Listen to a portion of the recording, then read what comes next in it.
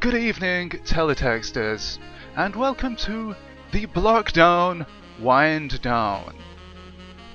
Tonight, with the help of a few friends in Discord, we're gonna go through all the Block Party competition entries, and fantastic they are too,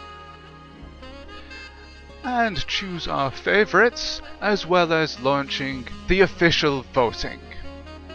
All entries in the art comp will go to a public vote. You'll be able to vote for your favourite in 3 categories: the newcomers, the oldcomers, the veterans, and the red button wildcard category. And tonight we're going to look at all the artworks that were submitted in all 3 categories and hopefully have a fantastic evening. We've also got some topical Teletext music that you can hear in the background. Hope you're enjoying this hot buttered toast, ladies and gentlemen. But that's enough from me. It's time to hear from Discord. That's what you're here for, isn't it? Hello, Discord! Oh, hello, Discord. Disco! Welcome to the Disco! I call it Disco for short. Do I still sound like a robot? No, you sound fine. That's good. It's good to hear you got over that robot cold. Yes, now I'm a real boy. So, David, how are you this evening, apart from the fact you got over your robot cold? I'm good, thanks. I'm excited. Oh, yes? And it's not just the hot buttered toast. Yes. This evening we've got some other stuff for you, in addition to the hot buttered toast, which is available in the foyer. I think we have somebody else in the chat. Hello. No. For me. Oh, yes. Hello. Hi, Alistair. How are you? All right. All right. And that's good enough, I think. All right is good enough. Good enough. Yeah. Average. Fair to middling. Well, anyway, I think we'd better get down to it. We're here to look at some artwork. But first, I think David might be able to give us a bit of lowdown on the voting, etc. Is that right? Well, yes, there's 3 categories we'll be looking at tonight. The novices first, quite well subscribed. Then the veteran category, and finally drawings on the theme of red button. The details for how to vote are on my website, which has hopefully popped up on the screen. Yes. Because the URLs, the direct URLs, are a bunch of gibberish that is best not done through speech. So just go there and click on the the voting system is somewhat open to abuse to protect your privacy. So please read the contest responsibly if you're going to do that. Yes, please do not rig the results. Only if it's so it makes us look more popular. As long as you spread your rigged votes around, that's fine. Spread your votes around like hot butter on toast. Mmm. See, nobody's going to get that reference, are they? To be fair, most of the people watching this might. Yeah. I think we've kind of defined our audience for tonight. Oh, fantastic. Start as you mean to go on, eh? So, hi to everybody who's watching currently. We welcome you to the stream. Please do leave your comments on the work that we're going to be looking through, and anything else that you want to chat about.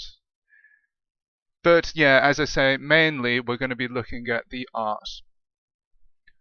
So, with the voting particulars out of the way, I think we should move on to the art. What do you think? There's quite a lot to go through. Well, there's 24 drawings in total, spread across the 3 categories. Yes. But we've got 100 plus viewer pages submitted to Chunky Text. It does include some of the art contest entries, but yes, there is quite a bit to go through. So I think perhaps if we focus on the art contest entries, and then we can do a bit more of unedited highlights on the other viewer submissions, maybe. Yeah, that would be good, I think. I agree. We're open to suggestions in the chat and on the Discord and in the voice channel too. So chip in if you have better ideas. Yes, I forgot to mention that a link to the Discord is available in the comment section of this video. So if you're watching live or on the VOD, it's down there.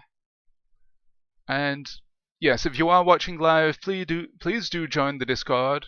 That's an actual invite, so you can click on that and join the Teletext group, and you can chat about the stuff that we're going through this evening.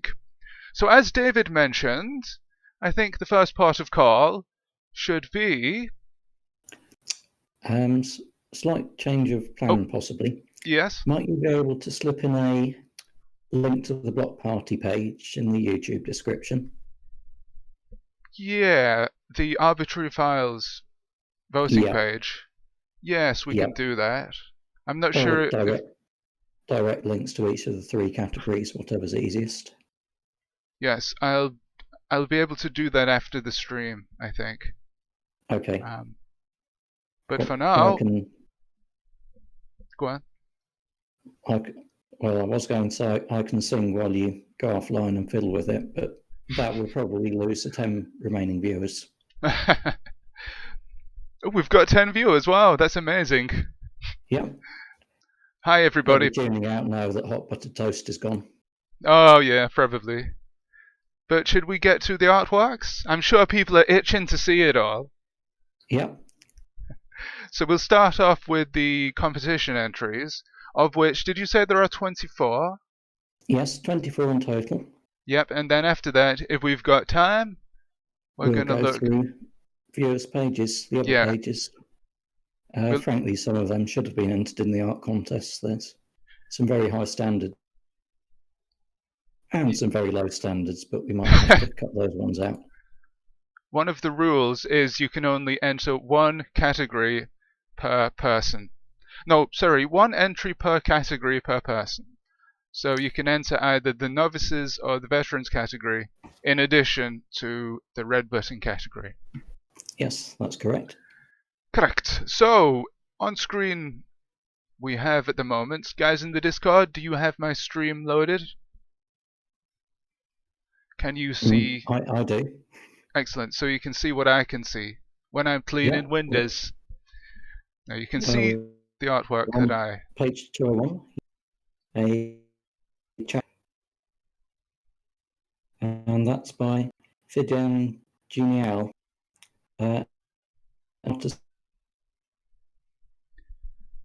David, you're cutting in and out again, unfortunately. But sorry. I think there's some disturbance. That's the stair lift. Oh, okay. I was going to say the rats... I don't know if it's got RF shielding. What, seriously? Well, it's going through clear source of the noise. So, this artwork, yes, is by Fidian Genial, and it's called Jakarta's Pandemic. Yes, quite a recent newcomer to Teletext, I think. Yes, but he's been very prolific in his first few weeks as a Teletext artist. Over on his Twitter, he's uploaded quite a few pages, and he's really been getting stuck into the category or the theme of lockdown, which isn't the official. Yeah, it isn't the official theme for the lockdown party, but it's one of the themes. As well. And he's already done a Teletext. A Teletext what, sorry? Oh dear. A Teletext is all we can get, unfortunately. Oh, sorry, Teletext. We're being censored! YouTube is censoring us! What is the M word? No, music. Music! Ah. Isn't that strange? It just kept censoring the same word. Yes, it's like Wheel of Fortune here. So you have to buy some vowels. Teletext music, that's interesting. I should have played some of that today. No, Teletext music video. Oh, yes. Yeah. Yeah, so he's really got stuck into the spirit of things. And this particular artwork here depicts somebody with the characteristic mask. Now, one thing that I should point out before we go on is in regards to I guess, a recurring theme we'll see throughout some of the artworks is documenting the present situation that we have going on in the world. And we had a discussion about this on the last Teletext Art podcast, about what exactly is crossing the line with regards to art and documenting the current crisis that we have going on. But I'm of the opinion that we shouldn't censor anything in regards to that. We should document it, and if people choose to take a humorous look at it, then I think that's fine, because you should be able to find humor in any bad situation. I think it helps. It really helps. And that's my little speech with regards to... It's a little disclaimer, I guess, as well. Well, I take the opinion that at least no one's going to come knocking on our doors to complain. At least not for a few weeks. And if you do come, please do bring hot buttered toast. Well, leave it on the doorstep. Yeah, leave it on the doorstep, knock on the door, and we'll wave to you through the window. Thanks. It's funny nobody's done an artwork about that. Or have they? Give it time. By next year. Oh dear. Well, going back to Fidian's artwork here, I like the use of colours. He's got most of the teletext colours in there. I really like colourful pages. Yes, though it does seem magenta is universally unpopular. Panned, yeah. And he's got a good background in there. I don't know what that is, sort of stippling or dithering, I guess. Yes, but subtle texture's always good. Yeah, he's made good use of that. I think that. I don't know if he was into demo scene and pixel art before he came to Teletext, but I think perhaps a little bit, maybe. Yeah, because you can see a little bit of that influence there. Yes. Am I back to the robot voice? No, it's fine now, actually. You're coming through loud and clear. I'm going to try the M word again. Music. Hey, it worked! Good. Phew, we're not being some kind of machine learning going on in the background there. It's music's back on the allowed list. Peter Kwan says it looks like Fidian has a natural talent. And I have to agree. Just a quick mention that these first artworks, this first batch of artworks we're looking at, is the novices category, or the newcomers category. And this is for anybody who's not entered a previous block party competition. But yeah, extremely talented, and he entered a few other fantastic artworks that we're going to see tonight. Actually, we're going to go through them. Yep. So let's move on to the next artwork, and this is by... We'll just Mickey. Yes, if I can just move along here. Oh, what's happened? These are not in order. Let's see. If I can... My artworks... 218. Right. Page 218 for those of you following along on chunky text. Are we going to go in the order of your list or the order of what I've got them here? That might be easier. Oh, if we do the order of the list. We'll do the list, yeah, because they're completely out of order, I've noticed. They're all mixed in. Yeah. They're in sequential chunky text order. Right. So, yeah, the next one is by Nikki, and it's Morse and Lewis, a couple of characters you may be familiar with if you're a follower of the Digitizer. Except here they're in much higher resolution.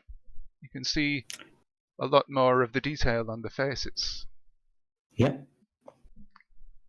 And we've... Go on. Yes, and they're not demonstrating their usual animosity there either. Well, I don't know. Morse is kind of they're looking away from each other. So, maybe. Yeah, I don't remember Lewis being that tall, so maybe he's just bumped into Morse. He's Yeah. just fallen to the ground at this moment. Yeah, he's fainted from the shock of what's going on. What's going on in the distance, off to the Yeah, he's left. just realised he's live on teletext. Either that or Cracker's approaching. It could be the snakes, the digitizer snakes, or the man's daddy. No, it's Cracker coming along to photobomb. That's what his expression says. That's exactly his expression. So what do we think of the technical aspects of this drawing? I like the use of separated mosaics for the background. Yeah, sometimes it's easy to forget that separated mosaics exist, and there's lots of things that you can use them for, but backgrounds is definitely one of them. Because it sort of adds a darkness to the normal blocks of colours. Yes. Effectively giving a few more shades than the standard 8. Yeah. And of course we've got the use of white in the foreground for the faces. Yeah, a good likeness, I would say. Once Yes, again, Nikki has been quite prolific, so there's lots more of her work on chunky text. yeah, I think she could have entered any of our artworks for this competition. Yes. Tough decision there to just choose one of them. Yeah, I'm sure quite a few people who entered the contest had a difficult decision of which artwork to pick, because a lot of them have done more than one piece. Yes, it was the voting simple, really. Otherwise, if someone enters a few pieces, then there's a risk they'll be diluting their votes, having them Yes. spread around several pictures rather than focused on one. But if anyone feels like voting for a body of work rather than an individual picture, just vote for that person's picture. Yeah, I think that's perfectly acceptable. So, anything else to say about this?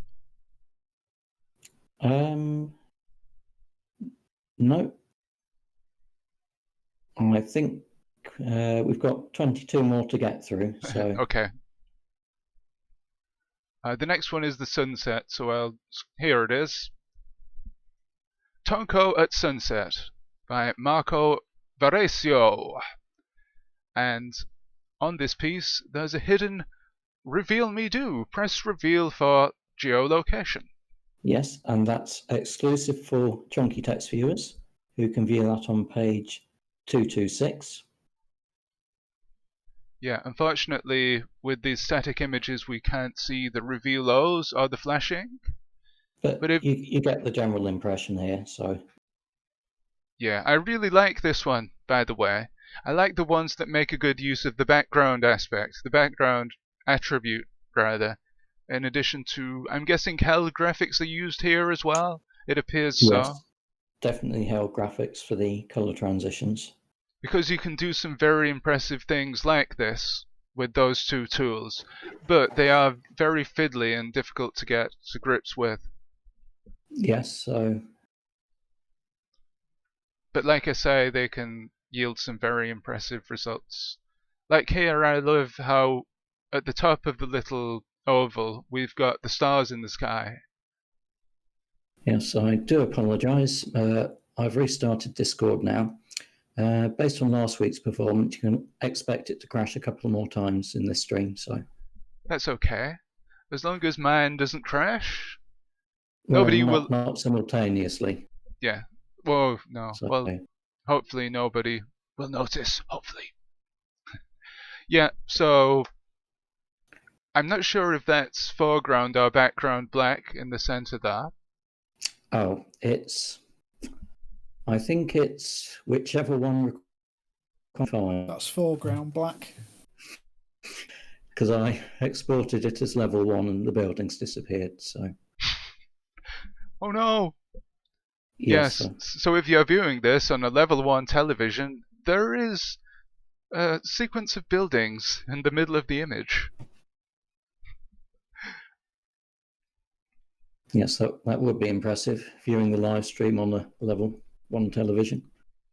Yeah, so guys out there in the chat, if you're watching this on a level 1 teletext television, please let us know. Smart level 1 teletext television, obviously. We should also mention that the exported graphics that you're seeing tonight are rendered in level 2.5, which is... Unless I've missed some again. Yes. But everything seems fine so far. So yeah, I was impressed by this one, the technical aspects of it, and it's always good to see a skyline. This one's used sparingly, but to a good effect, I would say. Yes, there's normally quite a focus. A lot of drawings are of characters, faces. So yes, having a scenic view is a bit different, I'd say, from the norm.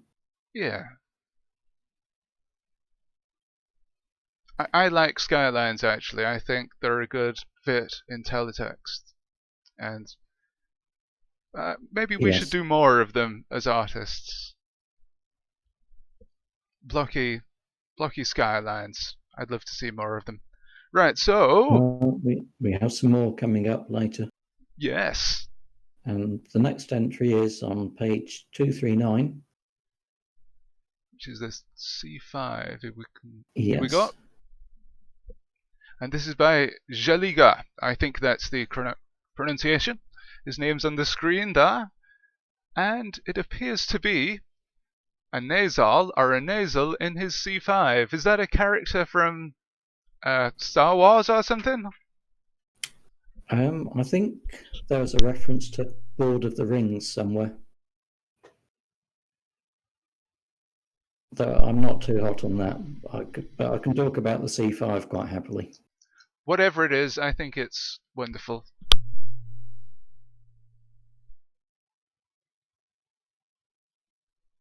Sorry, pardon me, one sec.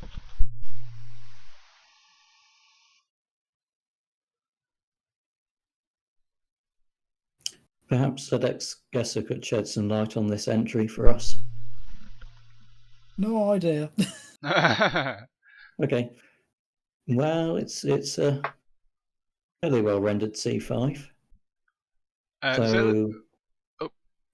Zeliger says... Oh, go on, sorry. Ah, yes, Lord of the Rings. Yeah, Zeliger says it's from Lord of the Rings. And actually his S... And the pronunciation. Saliga, yeah. Shaliga, sorry.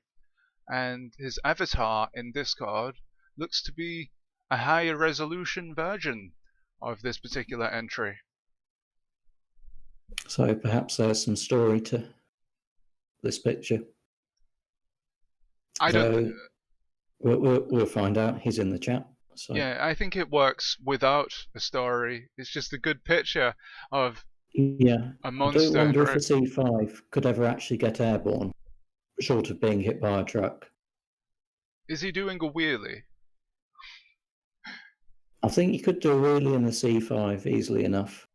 Do you think you could mod the C5 or soup it up? It's been done.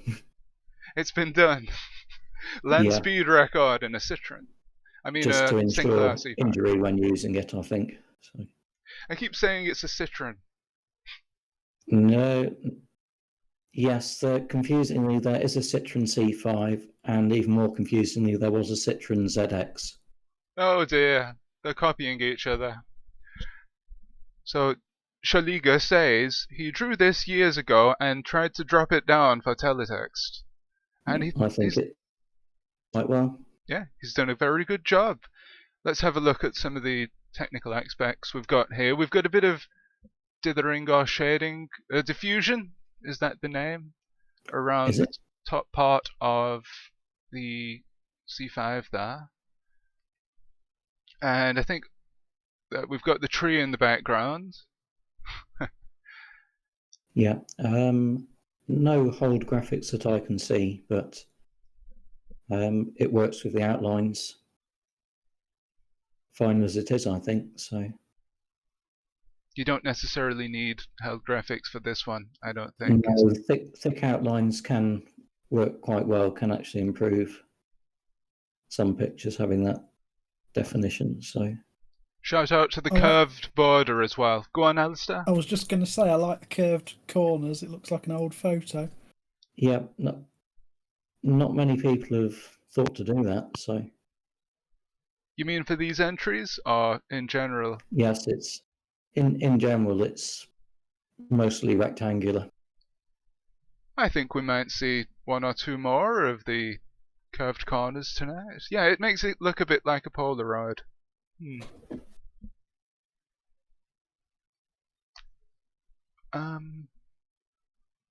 Yeah, a fantastic entry. Actually, one of my favourites, without giving too much away about what I'm going to vote for. You've not Actually, voted already, then? no, I haven't. But I think at the end of tonight, we should all say what we're going to vote for. All the people on the stream. Okay. I better check the polls working before then. Oh, we might have just had a new entry there, but he's disappeared. I think we Okay. heard him. He might come back. But yeah, just to stay on this artwork for a bit longer. Yeah, I loved it. Yeah, I'm just taking a quick shufty at the polls. We already have 16 votes on this category. Oh, really? Awesome. People must be voting right now as we're speaking. I don't know if I think you might be quite pleased by the way it's going. Oh, really? You're not in the novice category, don't worry. It's not your picture. Oh, excellent. Well, we shall. I won't spoil the results yet. Maybe we'll have another look when we've gone through all the novice category. We'll just see where the voting stands. Yeah, so how long did you say that the voting is open for? Well, the voting is open until 8 p.m. next Saturday. Right. So there's a week to decide. Cool. I'm sure a lot of people will just vote tonight, I think. I think that's the purpose of this stream, as you said. Well, we did slip Mr. Biffo's entry in here somewhere. So maybe when it filters through to him, we might get the digitizer invasion to bump the numbers up a bit. Yeah, can I just... Can take a few days to filter through to social media. Yeah, in regards to Biffo entering a piece, oh, hello, we've got a new entrant to the call. Hello? Hello. Hey. Hi. Sorry, I was having trouble joining. It's Shaliga. Shaliga, yes. I thought with that name you were going to be Portuguese or something. No, my granddad was Polish. Oh, right, I see. Yeah, for some reason I thought you were not from the UK. Sorry. Yeah, sorry, I'm having terrible trouble connecting. There's a lot of feedback coming through my headphones. I can hear me and you several times. Oh dear. Well, hopefully it sounds okay on the stream. Try muting from YouTube. Hello? So I think, yeah, the reason I thought you weren't from the UK is because you seem to have this continental demo scene style about your work. Yes. So are you from the demo scene historically, or is this your first foray into the... No. First of all, I apologise if this is coming in out of sync because I can hear lots of voices and mine, so I'll just talk for a while and then I'll shut up. But no, this is my first ever time with Discord, try to chat, and it's also my first ever time drawing anything. I drew this online for Guess's server, and he asked if I would mind you guys uploading it for the competition. That was the first thing I've ever drawn. Really? And you've done a lot more teletext stuff since? I've drawn a couple of things. I drew a Polish emblem. I did something for Chaos first, actually, I think. But that was about it. Well, we might see a few more of your artworks tonight. Fantastic. I look forward to it. Thank you. Yeah. Are you going to stay in the Discord? Yes, I will. I'll stay for a while, but then Right. unfortunately, I need to go and cook dinner for the family. But I will be watching, even if I'm not talking. Well, thank you very much for joining us, and thank you very for much. giving. And we apologise for the hot buttered toast thumbnail. I don't apologize. So, any artists' commentary to give on this artwork, Chaliga? Oh, I don't know if you can hear me. Discord has gone quiet. Oh no. We may have a problem, Houston. Oh no. I'm still here. Right. I'm So- still here. I'm still holding on. So, unless Chaliga comes back, should we move on to the Oh. next piece? Oh, hello. Do you have any developer or artist commentary? Sorry, can you guys hear me again? Yes, Yep. we can hear you loud and clear. Oh, fantastic. It's really sorry. I don't know what's going on with my setup, but I can hear multiple voices and coming from the past. So I'm just going to talk and ignore everything coming through my ears.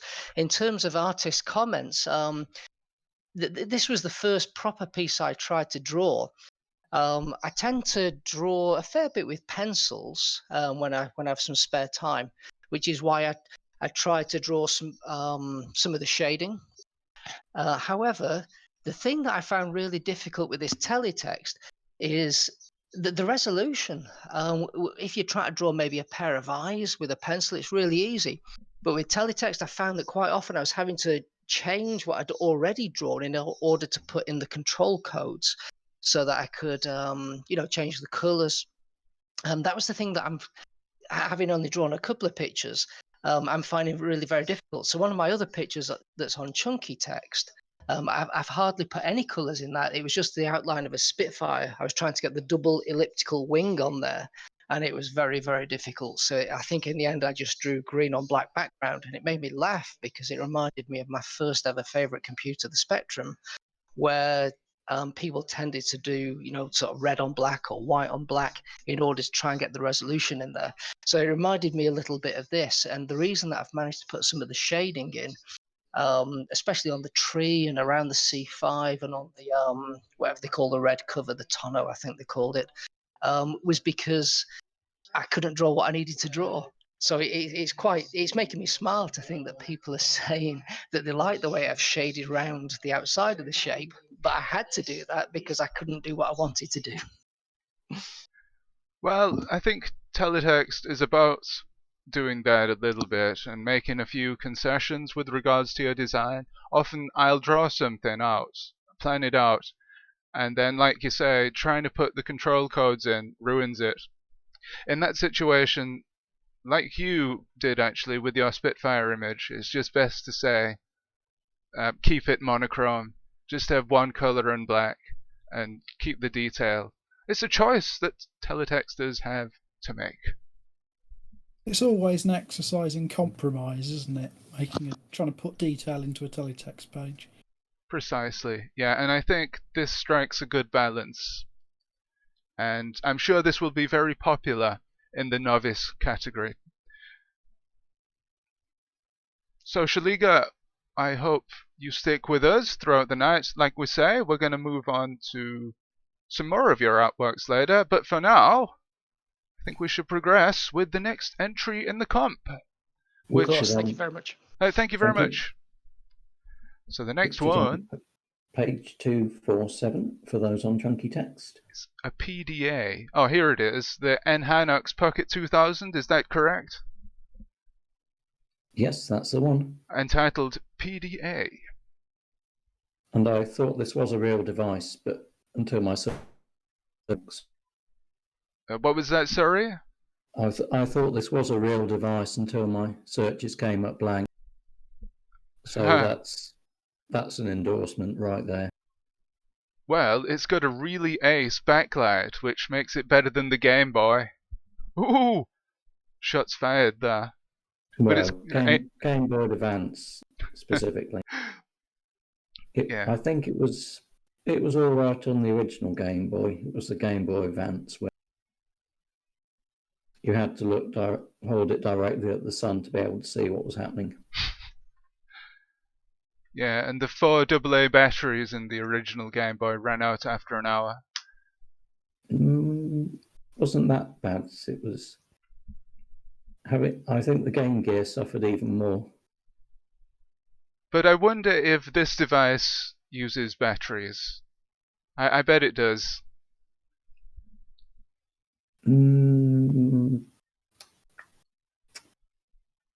It's a little bit like the Amstrad, what was it called? That Amstrad tablet that was released in the 90s. Forgotten the name of it. The pen pad or something? You're not thinking of the Scion devices, are you? Ooh, don't know. The clamshell jobbies. No, they were sort of the size of a modern tablet, and they were personal organizers. So I think that's what this is sort of based on. Could be. It's got a bit of a sort of modern retro console feel. Yeah, 2000. It is Pocket 2000, so it could have been released in the year 2000. Possibly, but then Digitizer 2000 was released in 2015 odd, so... There you go. Yeah, it's got a bit of a retro revival feel to it. Yeah, we should be able to hack our iPads and tablet devices to emulate the Pocket 2000, I think. There were a few devices in those days. There was the Pocket PC, then there was Apple Newton, the same sort of form factor. Yeah? Did you have any of those? Did anybody have any of those? They're a complete waste of money. You don't see them anymore. I think I inherited one briefly, and yes, really a device looking for a purpose. And I think this... Oh, go on. I've got a second-hand HP iPack with a ruined battery, so it forgets everything if the back falls off. Oh, technology in the 90s. Basically, those things were made for the yuppies, and beyond that, they were probably useless. I've got a Scion 3, and that's really good for typing. Oh, yeah? Nice keyboard. Ironically, it was the one with the ones with the monochrome displays that were probably the most useful. And better on the batteries too. So I could stick it in my pocket. If I was on the tube, I could just open it up, type a bit, and put it back when I get to the station. Well, what about the feeling of coolness? Was that an important factor? It wasn't very cool because I used it in about 10 years after it was made. So I had to refurbish it by putting new rechargeables in. So it definitely didn't look very cool in the age just before the iPhone came in.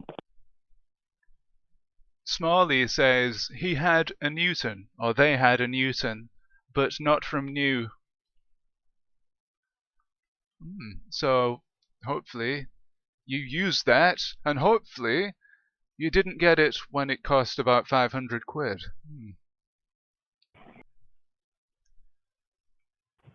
Well, getting back to the artwork at hand here, we've got a bit of foreground black again, which always looks neat, I think, even if it is bordering on illegal teletext. Ooh. Well, it throws me foreground black whenever I don't turn on level 2.5 rendering. Yes, with a lot of editors as well, you have to click a little checkbox to accept foreground black. For example, in Fleur and Edit TF actually. I'm not sure about Alistair's editor. But yeah, you have mine only shows it when it's switched to level 2.5. At lower levels, it doesn't display it. Yeah, so a warning to all you people out there.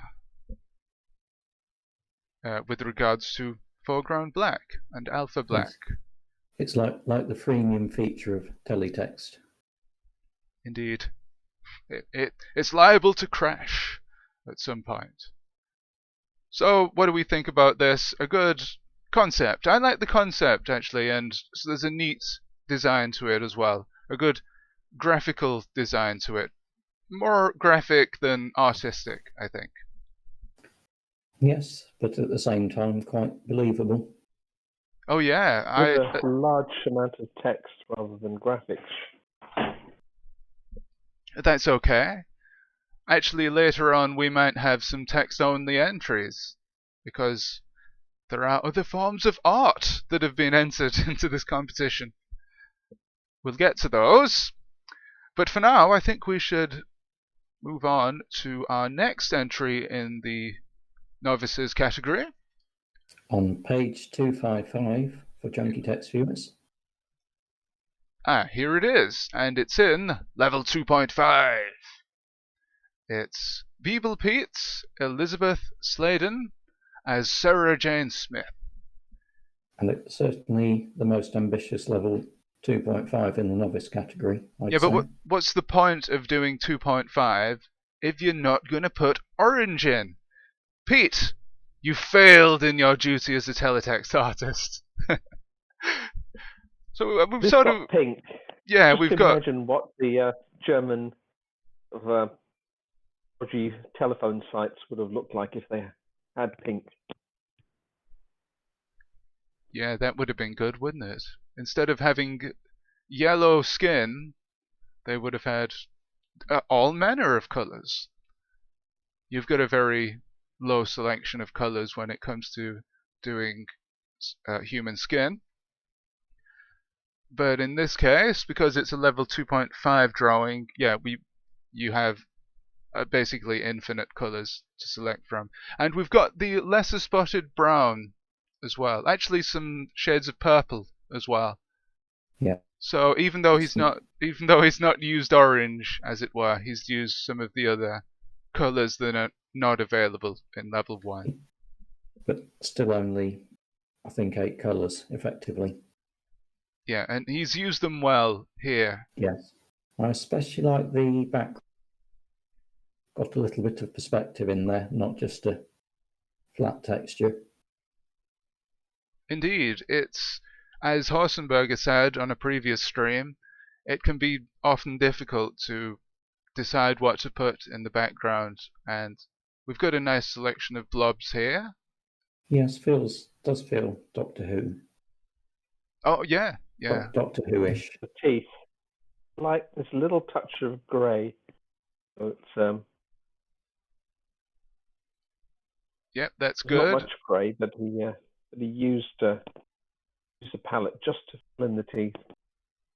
That looks like a background jobby as well there. Those all the colours around the lips and the mouth and the teeth, that's all using level 2.5 enhancement. So there's no background colour and whole mosaics or anything like that there. It's all been done with enhancements. Oh, I see. So is that difficult to realise, do you think?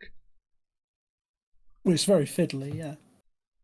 Is it more fiddly than held in background graphics?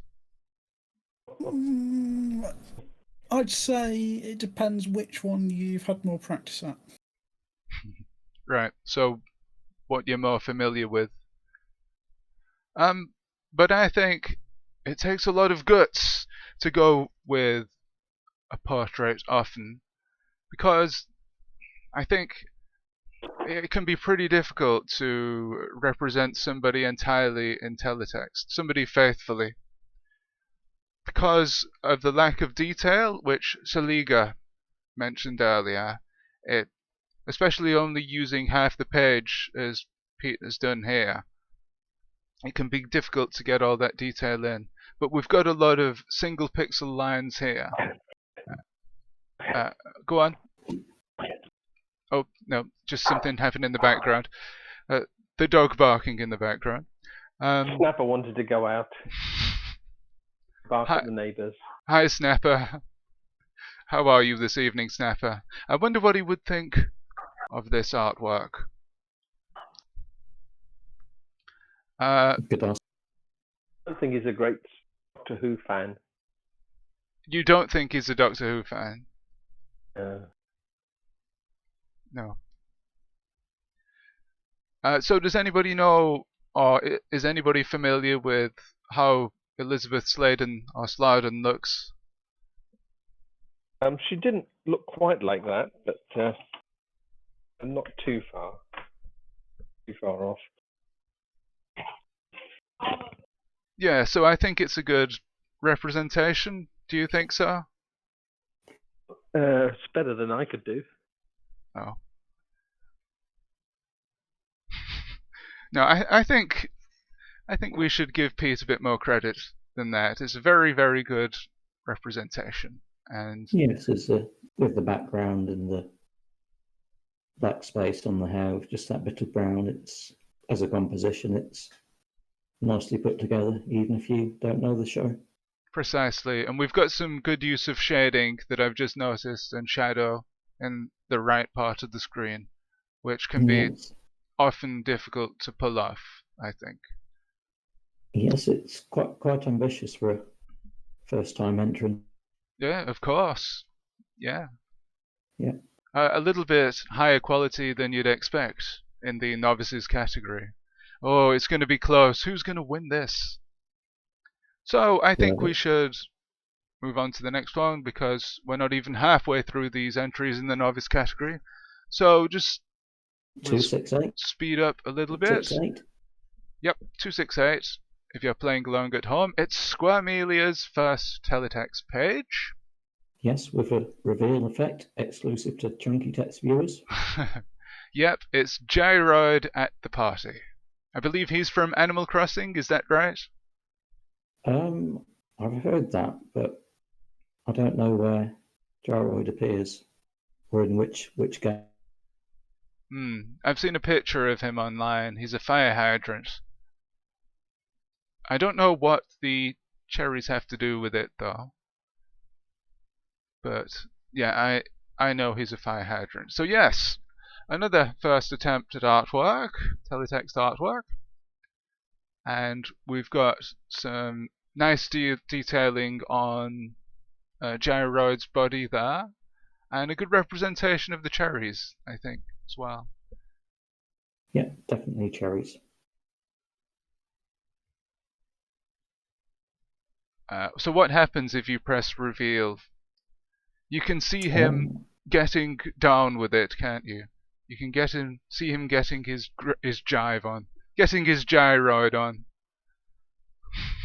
I suppose that's where the name. Is that his thing? Does he just dance? Yeah, he gyrates. Anything else to say about this? Well, probably best Snapper's not reviewing this one. Yeah, considering what he might do to a fire hydrant Yes, if he saw it. But does that count as a sign of approval, though? Yeah, I think so. He's trying to claim his territory. He's trying to claim Gyroid. I wonder if that's a problem that Gyroid has in Animal Crossing. All the different... Well, yes, yes, because then that would be the residents rather than the pets presumably doing. Maybe the follow-up artwork to this could be a representation of what would happen if... after bedtime. What would happen if Snapper met Gyroid? Yes. Gyroid would have a bit of a clean-up to do. So maybe we might see that in the future. But for now, an excellent first attempt at teletext. And that was actually made while we were streaming as well.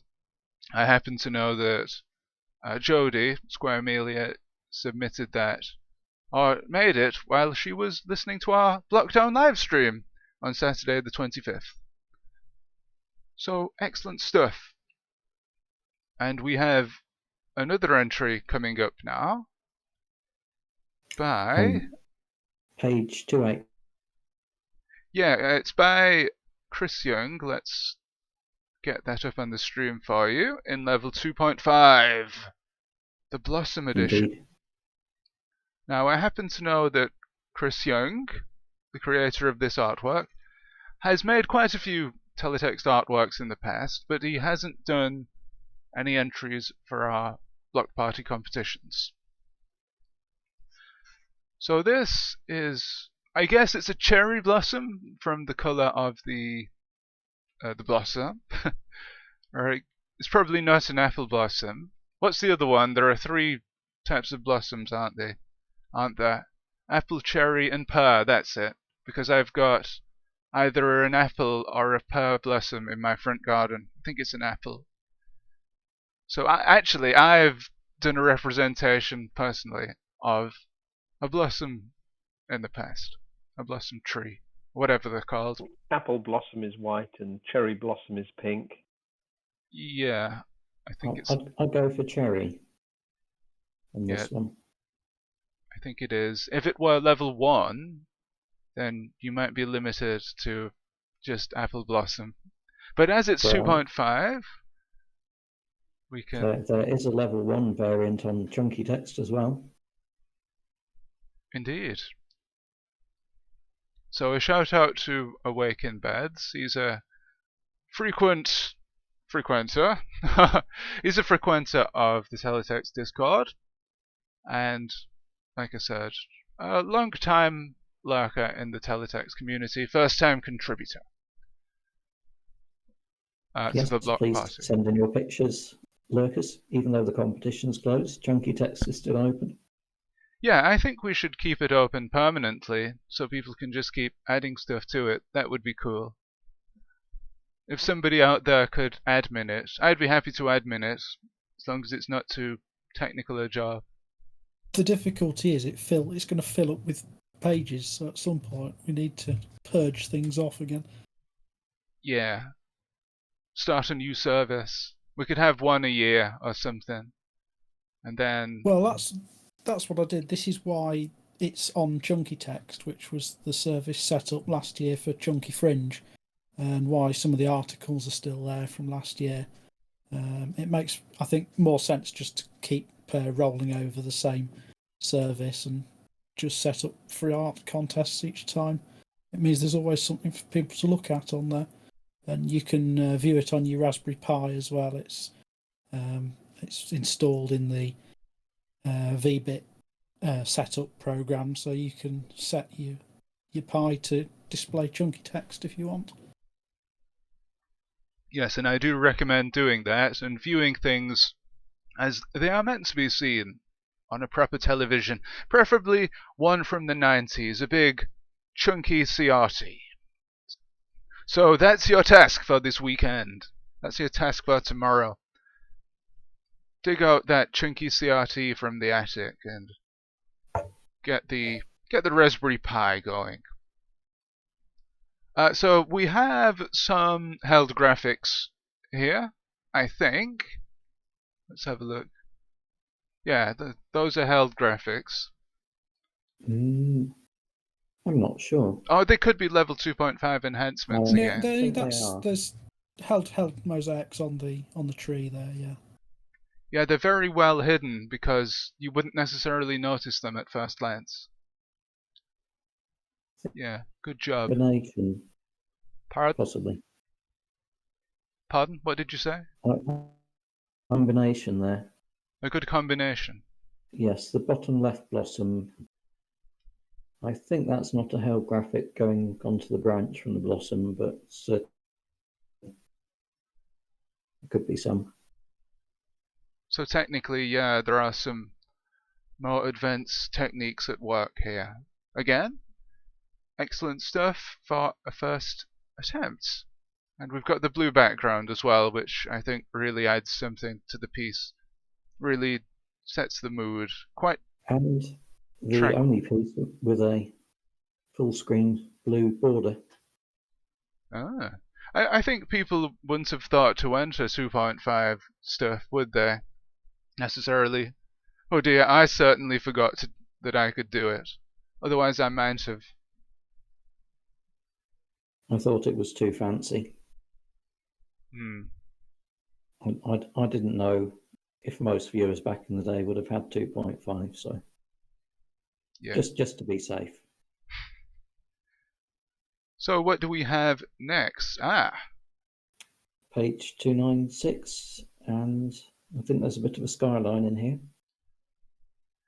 Yeah, The Return of the Skyline. This is by Blippy Pixel, who has a particular style of his own, which I think is really captivating. And I do happen to know that before he came into Teletext, he was really into making graphics for the BBC Macro, and I think the technical aspects really shine through in his Teletext stuff. I don't know what you guys think. Yes, I think it does show that he's been working with these kind of graphics, if not necessarily teletext, but ASCII graphics and that sort of hybrid Yeah. text, low resolution pixel. I think I mentioned it in one of the live streams on Saturday, but his use of color really fantastically denotes the light and dark parts of the image that give it an almost photographic quality, which Yes, it packs a lot more than the typical place, well, for many people to start with on teletext drawings is draw a single person, do a close-up of a head, rather than the long, because you're limited on how much detail just by putting down pixels in a literal way. But approach here is to use them to imply something rather than a direct representation. I think that gives it quite a different feel. exactly, I think it's more of what isn't there than what is, and the sparing use of the lines is very painterly, I think. Negative space is a good one to throw in to make it sound like you know what you're talking about. Yeah, negative space. Of course, there is a lot of negative space that you have to work with on It's a teletext. fancy way of saying black lines around things as well. So Because we've got what I assume is the sun in the top left is actually part of the negative space. It's actually black. yes, or Uh, an eclipse. by the way, I don't know how Blippy Pixel got into the newbies category here. Are you sure he's not entered in the past? He might not have actually. It's been No. Well, that's the thing, because it's only for people who've never entered a teletext art competition. There's a few veteran pixel artists can slip into the novices. I think that's a bit unfair, really, isn't it? no, we'll give him the opportunity. Yeah, I think Blippy came to Teletext after the block party in Wigan, which was our last proper competition, I think. Yeah. So that's why he's in the newcomers category. But again, Blippy has done lots and lots of artworks and submitted loads of stuff to Chunky Text. So later on, when we go, we speed through some of the other entries. You'll see some of his stuff. So for now, time for the next one, Which is page 322. by somebody called Walter Newton. Yes, I had a look at this. I think I wasn't certain enough to put a link in, but I think Walter is quite an experienced pixel artist. So what's his handle online? Does he have an alias that we might know? Walter Newton. It's just okay. He's just called Walter Newton then. Well, there is a walternewton.com who's been doing pixel art for an awful long time, it would seem. A professional artist? Am I right? Yeah, I'd say professional, definitely. Yeah, it comes across in this. This is really good. We've got, let's have a look. Have we got hell graphics here? I don't think so. No. But they're not needed, and very good, pardon me, a fantastic representation of the Terminator. Only joking. Only joking. Okay. Of course, it's so RoboCop. says I've got extremely quiet. Is that true? You've gone extremely quiet. Right, let's have a Yes, look. is that true? Or is that just him? Well, I have automatic volume leveling on, so do you want to just say something? I'm still here. Oh yeah, you're a little bit quieter than before. Okay. I'll shove the microphone to... Yeah, that's a little bit better, I think. Yes, that's... I think it's maybe doing some auto leveling itself. Oh no, he says I'm quite... Yeah, you might want to turn up your mic a little bit. You're definitely quieter than before. No idea why that's happened. Oh well. That's a bit I'm better. already... Yes, I'm already at full volume going through a mixer. Yeah, that's okay. Which is at You're full okay. volume, so... Though ironically, when we get to the appropriate entry, I no longer sound like a robot. Oh, you sound okay. Yeah. Yes, so he did retain that part of his humanity. Yeah. They didn't give him a robot voice as part of the rebuilding procedure. Are these actual prime directives of the real RoboCop then? Yes, that's quite true to the film there. So I do like that. There's just one thing about this drawing. Yep. That just tickles me a little bit. And it's to do with... I remember a part of the film where basically when he's not quite been activated, there's a point of view from just over time, other things happening in the office, people messing around a bit at parties. And Sorry, I just, go on. so it's from his point of view, just in stasis, if you like, not really being aware, but you're just seeing what he'd be seeing before he switched on.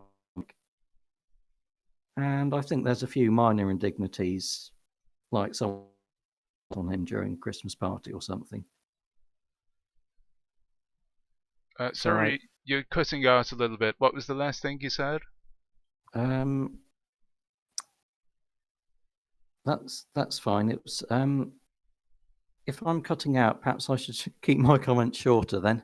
No, it's fine again now. I think it's just a sporadic thing. You're much better now. Yeah. Squirrels chewing the wire or something. Or... Yeah, the rats are back. Yeah, it's so just the shading on the lips are a bit tricky to do there. Yeah, I've just noticed here that we've got, I don't know what you would call that, a little bit of shading for the upper lip. Lippy. Yeah, I think it's actually a bit of detail between his lips and his cheeks that we've got going on. Just like the idea of RoboCop, but they've applied some lipstick and nobody tells him for the entire film. RoboCop 5! That's what happens. Copyright David Walford. Well, that's kind of thing Mr. Biffer might do. Just switch him off for a bit. Just a little judicious makeup, switch him back on. Just heap further humiliation on losing his humanity that way. Well, I think this is a very good artwork, especially for another first attempt, getting to grips with the technical aspects of teletext. And it's good to see RoboCop represented here. It's always good to see him. Even a flash effect on chunky text as well. So yes. So well done for this one. Yep. And the next one in the novices category. We have somebody who's actually in the Discord chat with us. Page 323. 323, if you're playing along at home. And it is entitled Venn Diagram by Peter Kwan. The ratio of teletexters to ukuleles, which is, I presume, a reference to something that happened in the live stream at the BLOCKDOWN party on Saturday, when everybody simultaneously got their ukuleles and guitars out and started playing a discordant mess. What was that? Sorry, Peter? sorry, don't forget the Casio tones. Oh yeah, I've actually got my Casio keyboard here, but I'll spare you my playing today. But yeah, based on something that happened in the live stream, quite funny. But I'd like to point out that I don't actually own a ukulele. I only have guitars. So how easy is it to play a uke? Quite easy, would you say? Quite Yeah. easy. Playing it well or not badly is rather difficult, though. Is there any way you could get closer to the mic, David? No, not really. No, is that highest it goes? Right. Okay. Yes, just the whims of Discord, I'm afraid, at the moment. Right. One moment, please. Excellent. Yep, so good to see Peter entering something here. He's actually done, I believe, a couple of entries this year. He did an entry, or he did an artwork at Wigan a couple of years ago. I believe of a steam train. So that was his debut, and here we have his Venn diagram. Teletext, of course, is good for representing graphs and charts, such as Venn diagrams, and you don't see many Venn diagrams actually. So this is something of a breakthrough piece. We've even got enough detail on the ukulele there to see the tuning pegs and the frets. It also reminds me a little bit of a floppy disk, but then that's just me. And I'm not sure how Peter has drawn the circle. It looks freehand to me, but it's a very, very good freehand circle. Circles are very difficult to represent in teletext, unless you have some special tools and are cheating like I do. In the past, I've resorted to holding something circular up to the screen and tracing around it. That's a very good teletext hack for you people out there. Just put a plate on the screen and draw around it in the teletext editor. The old-fashioned way. The kindergarten way, I guess you could call it, but nobody would know that you did that, so you can get away with it. Superb. So, next up in our list of entries, let's see, the VR Troopers. Oh, hello? Sorry, I'm back. We have Vesme's entry. Welcome back, David. You're much louder. I turned it off and on again. You're much louder now. It seems That's to cured have it. fixed it. Yes. Yeah. It was an analog device, but somehow turning it off and on again did the trick. It always does the trick, ladies and gentlemen. Especially with teletext. Now here we have VR Troopers by Vesme. Does anybody know this character? I vaguely know the show being in the Power Rangers kind of scheme of things. We've got the use of negative space for the face here, which is something that is not used often, I have to say. Usually people use the whites and yellows and what have you, solid colour for the face, but here this has got a certain chalkboard quality, I think, sort of inverted. Well, perhaps it's more a wireframe thing. Yeah, like the Vectrex a little bit. Even started speaking like Max Headroom there, so it's having that effect. We've sort of got a Max Headroom background as well, haven't we? With the different colours. Nice balance between being neon without being too garish there. Indeed. That's a technique that I believe Raquel Myers likes to use, or used to.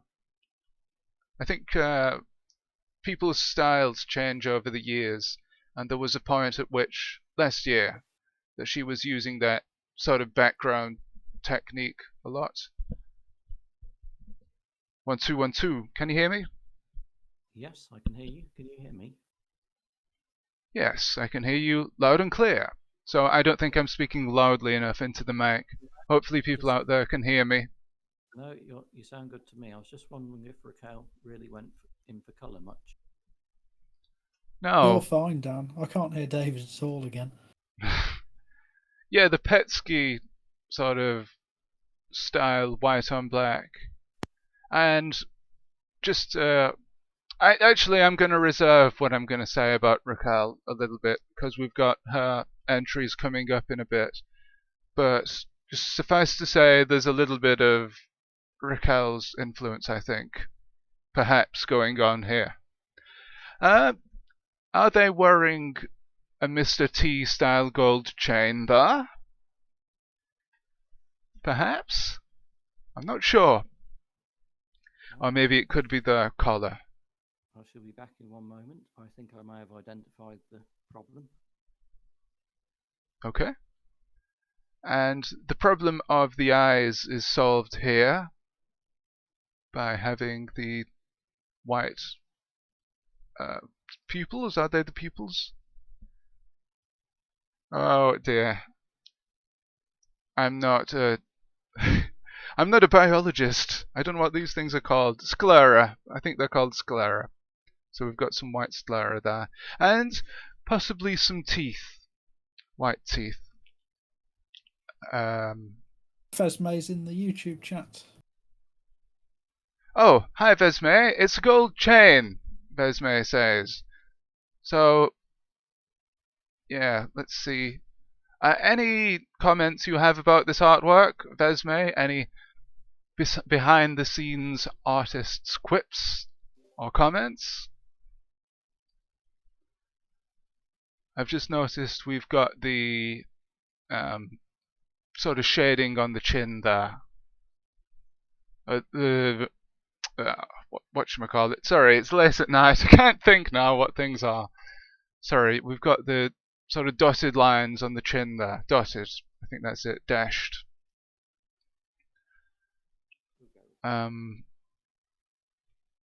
Yeah. Anything else to say, guys, about this? While I lose my mind over here. I need coffee or something, I think. Vesme said they went with black or negative space because the actor is African American. Yes. It's quite tricky to do that skin tone. David, you're extremely quiet. Yes. I'm sorry, I have no idea what's happening here. I think we can live with this, perhaps. I'll just bump up the audio really loud. Okay, I'm practically eating the microphone now. Right. Any more comments on this? Yes, I think skin tones are quite tricky to do in the 8 standard teletext colours. Yeah, exactly. And very well realized, I think this one is, as a piece of artwork. Has a little bit of that 80s neon feel to it. Like a neon sign that you might see outside a club or something. Yep. So, an excellent entry. Another excellent entry. Like I said, it's going to be difficult to choose one of these by the time we've seen them all. Don't forget, guys, you can vote for your favorite at arbitraryfiles.co.uk. .com. arbitraryfiles.com. There you go. .com. He's more upmarket than I. My website is only .co.uk. He's paid an extra 23 pence a month to have .com. Are you still there, David? Yes, I'm still here. Yeah, your audio is extremely low, even Okay. with my volume leveler. I'm going to text for a moment while I scramble around for an alternative microphone. Yeah, that's what I was just going to suggest, because The technical gremlins are getting us tonight, unfortunately.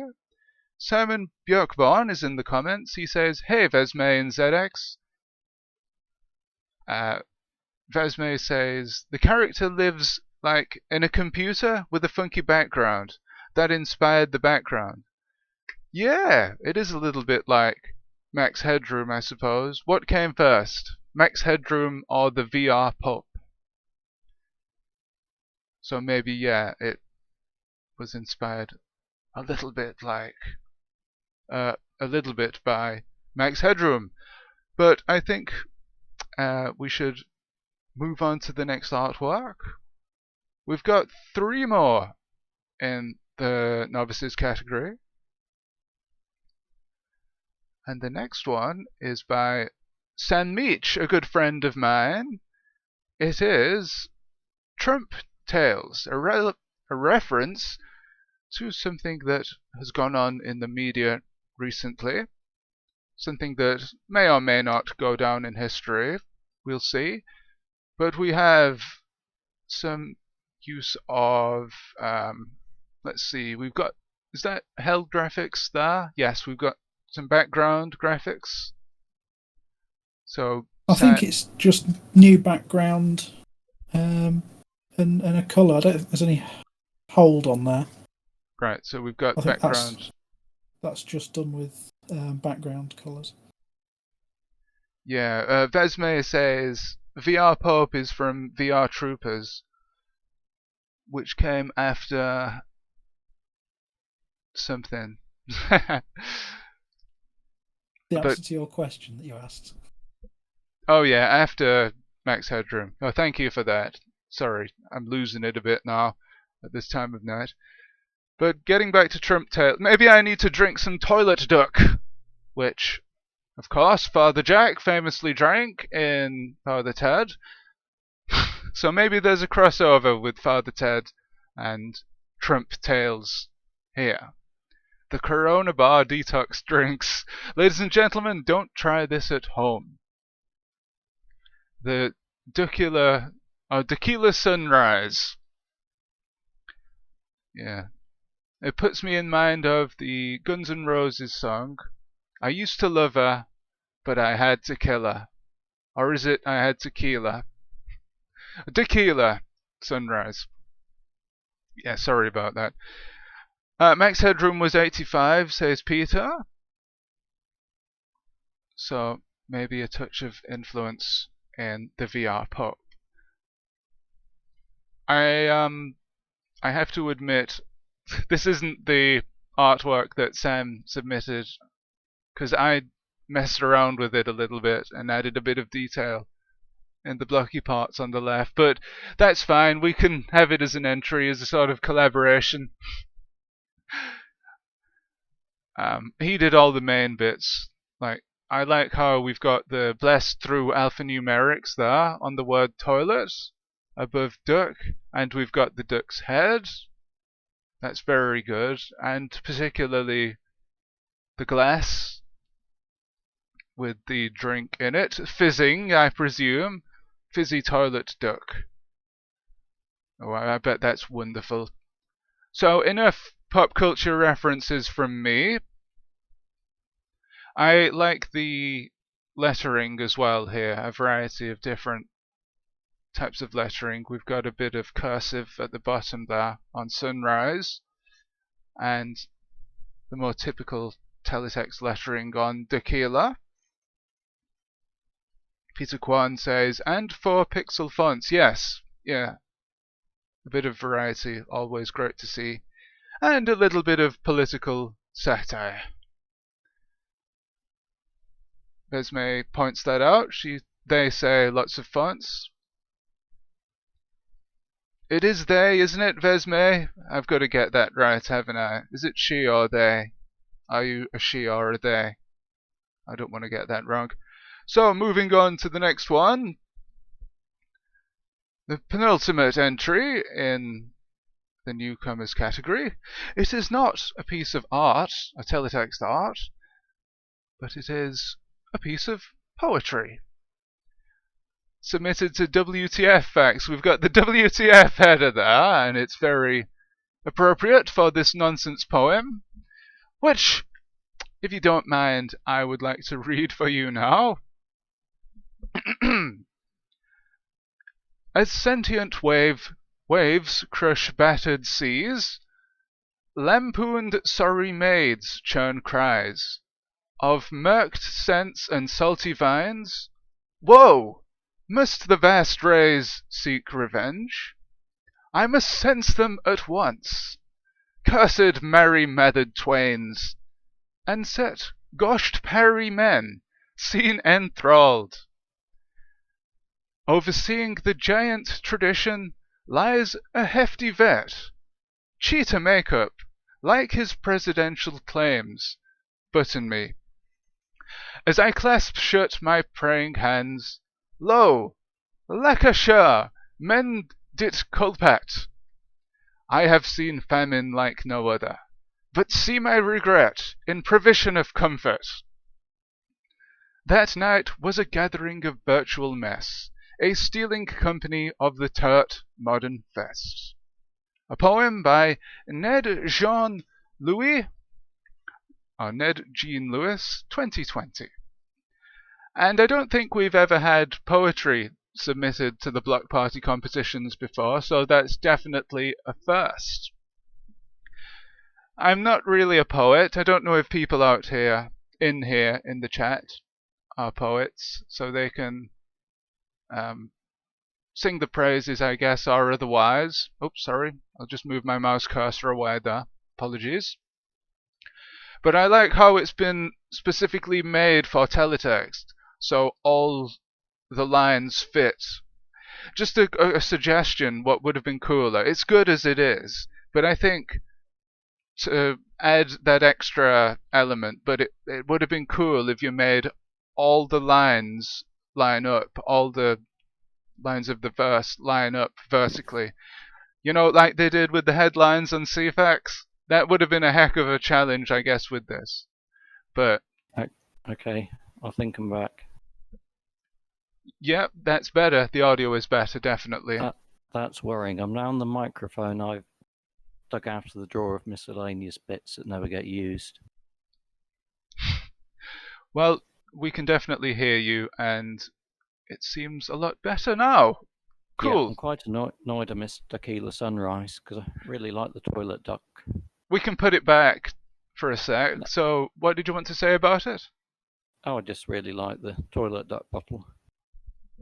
Yeah, me too. It's very good for a first attempt. And you've got the top on it, the red top. Yeah, it was interesting though. The original version, I think it was chunky on the left side as well as the right side. I think that just worked a little bit better, just that evenness. Yeah, perhaps. This version is... Sorry, go on. Yes, because, well, that's for technical reasons. Because without using some fancy hole graphics, you're always going to have that transition coming off a black space, whereas you can smooth the transition in. Okay. Yeah, this version, as I said, I fiddled around with some of the pixels. So it's not the actual version that Sam submitted. Okay. It's accidentally been picked up so for this. It's Dan's fault, everyone. So. Yep, it's my fault. I was just messing around, basically. I just wanted to see if it could be done. Okay. The pixels could be added. Art vandalism. Yeah. Yes, that looks good enough to drink, but don't actually drink toilet duck. Yeah, please don't, ladies and gentlemen. We're going to have to make this an 18 plus stream now, so the kids don't drink toilet duck. And don't eat Tide Pods either. No matter. Can you still buy toilet duck? I don't know, actually. I think so. Father Jack drank it all. And going back to our poem here, if I may, Peter Kwan says, "Are you sure this wasn't created using the Vogon poetry generator?" It could have been, but it wouldn't be as cool, would it? Or maybe it was, I don't know. That's sort of cheating, isn't it, using a poetry generator? So, if you're watching this, NJL, we're going to reject this entry if it isn't handcrafted. Only joking. But we're not going to check anyway. Yeah, nobody's ever going to know. No, your secret's safe. But as I said, if indeed they had to use that poetry generator, they would have still had to make some edits to this to make it fit into the teletext page, I think. So there's a bit of artistry going on there, I think, at the very least. Transformative work is usually... Yeah, I suppose it's the same. One drop in there with negative space. Indeed. I suppose it's the same as somebody recreating a photograph or something. Same sort of thing. A lot of, well, including my entry, are based on other people's characters, so it's not always clear cut. Peter Kwan, I could get a credit for this because he made the header. So yeah, I suppose it's a bit of a collaboration, isn't it? Well, we'll have to split the prize if this one wins then. Yeah, the prize is Toilet Duck Tequila Sunrise. 3 bottles of it. Sent to your house. Courtesy Sam Meach. Any more comments about the poem? The poem? No, but don't drink even pre-mixed tequila sunrises. Even tequila sunrises. Yes. Pre-mixed ones aren't any safer than drinking straight from the bottle, so don't drink either. Just don't drink, ladies and gentlemen. It's dangerous. Don't drink disinfectant. Yeah, of course. Please don't. That was a joke, by the way, that I made a minute ago. So, ZX it's good to not drink disinfectant anyway at any time of the year. So yeah, of course. Yeah. I don't think Digitizer would encourage anybody to drink bleach or anything. Not today. No. So ZX Guesser says, then I take credit for all of them, all the artworks, for the metadata that the server adds when the page is submitted. This is getting a bit crazy now, so it's okay. I've stripped the metadata in the export process. These PNGs contain no metadata. Excellent. So no hidden secrets to be found there. No Easter eggs. I made all these PNGs. Case, I claim the PNG export code. Okay, I'll send you the PNGs so I win. Peter says, this is certainly the best poem on WTF. That's true. So technically, this is actually on WTF. I wonder what number. Oops. And I think that takes us on to our final entry of the novices category, which is called Block Rockin' Beats by TNC's Apply. Yep, on page 339. Yes, if you're following along at home. May I go first and say that there is an awful lot going on here. There's secretly quite a bit of detail and a few different techniques that we have. First of all, we've got the foreground and the red radio, which is sort of has a 3D effect with the blue table or the surface at the bottom there, and a bit of, well, actually that's not shading that we've got there. The black bit represents part of the radio, the 3D part of the radio going off into the background, which I've just noticed, which is very good. There's a lot of other stuff going on here. Anybody else want to say anything? Yes, it's a bit tricky. It gives the impression of depth, but again, you can't in Teletext get all the detail you might do in a pencil drawing, for example. Yeah, it is quite blocky, but we have some line definition going on there as well. Yes, and I think you like the skyline, don't you? Oh yeah, it's good to see skylines. I wonder what skyline that is. Could it be New York? I don't know what's going on in the top right there. What that could be. It looks like the top of a baby's bottle. A little bit. Oh, But it's London, maybe. Is it St. Paul's with the dome? Yeah. That was just a joke, by the way. I do love the skyline. Okay. Well, And- there's a 50-foot baby around. Yeah. If we're Plenty of going... separated mosaics as well. Yeah. For the background again. Yeah. And It's funny, black- we say you don't see much, doesn't get used much, but in this block party there's been a lot of entries using separated mosaics to good effect. It's the return. It's the year of the separated mosaics. We've got them for the speakers. That's another good thing that they can be used for. Go on, David. Yes, I've just noticed even on the blue table, there's a good sense of depth with the spacing between the lines. That's always good to see. I think that's something that you would often see in 80s computer games, a particular technique. The scrolling floor. Yeah, and you see that a lot in demos, computer demos for the ZX Spectrum, etc. That sort of spacing. So yeah, a lot going on here. We didn't even mention the stars, which are realized with commas, I think, or maybe full stops. Yes, I wonder if there'll be a few more entries mixing text and graphics. Yeah, I do think so. And just a word that even though you've got white background graphics and white on the aerial there, they're very well separated due to the black outlines, and also, as you say, as we say, the separated background mosaics. So very good from a technical standpoint, I think, for a first effort. Yes, Peter Kwan suggesting they now be called socially distanced graphics. Of course, this is the year of social distancing, so social distance graphics.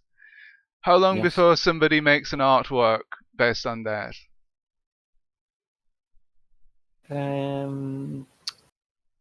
About half an hour usually. Depends how busy Discord is tonight. I bet Horsenberg is watching this and he's doing stuff. Yes, he's on, but he's being quiet.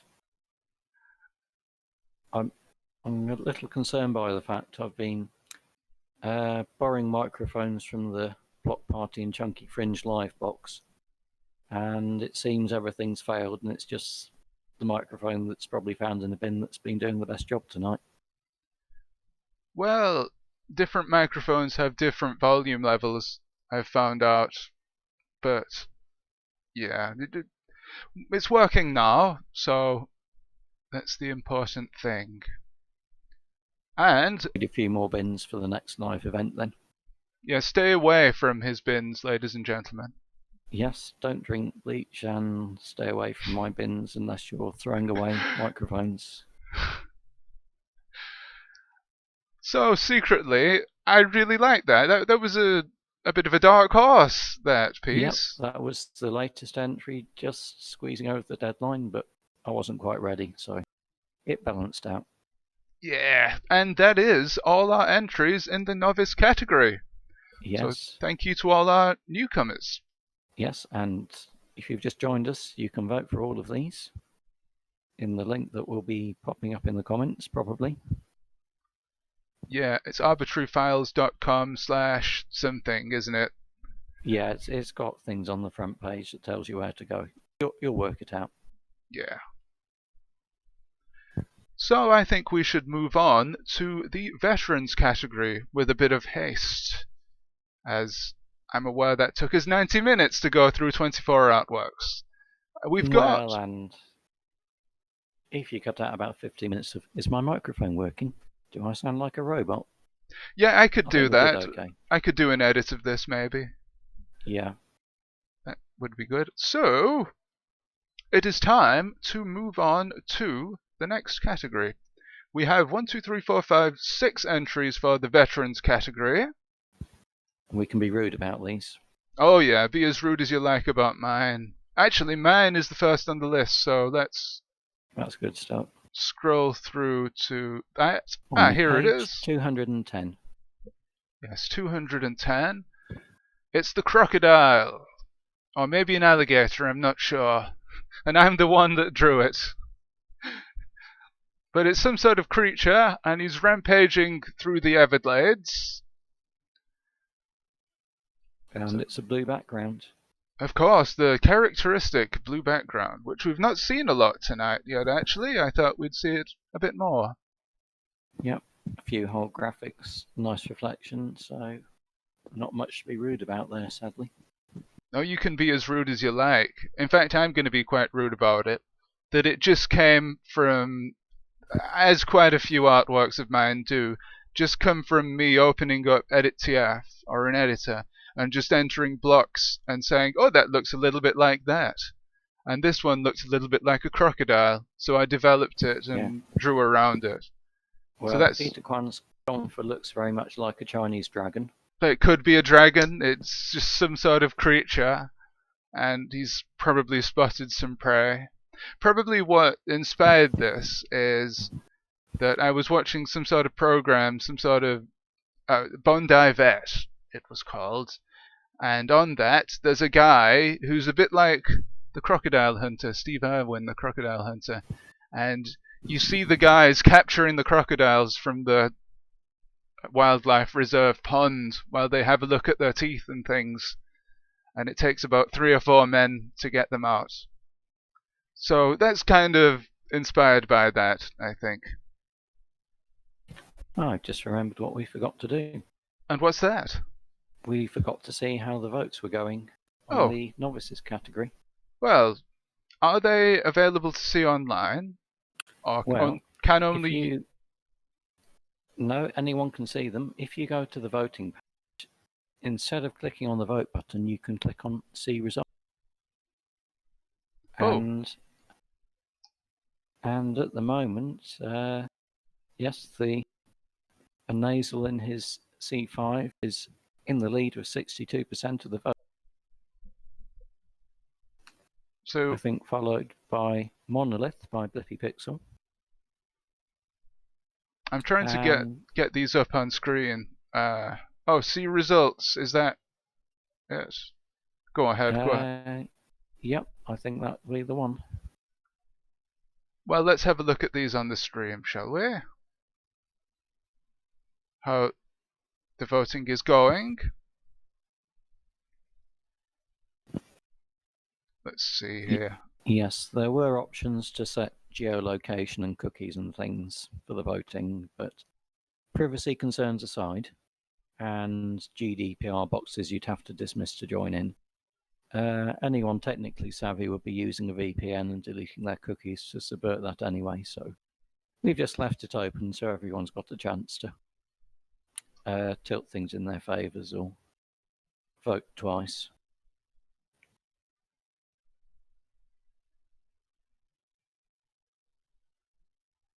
There we go. I've just scrolled through all the entries and we've got 2 votes for VR Troopers. We've got 6 votes for Monolith by Blippy Pixel.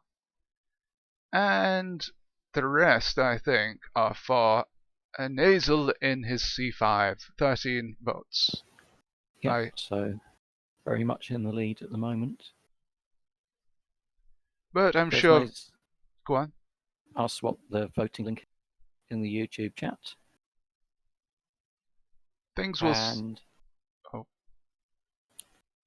Perhaps some kind person who's on both YouTube and the Discord chat could copy and paste the voting links.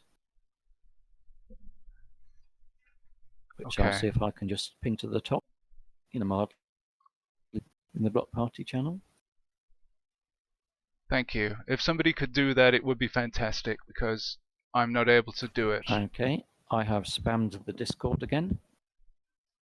So some kind person, probably Peter Kwan, will be first to get there. We'll drop those voting links into the YouTube chat. But these will also be appearing in the YouTube description once the stream is done. Yes. And if you go to www arbitraryfiles.com, or just follow Dan on Twitter. He's got links on there. Then you can get to the links that way. Excellent stuff. So yeah, please do vote in all the categories we've got tonight.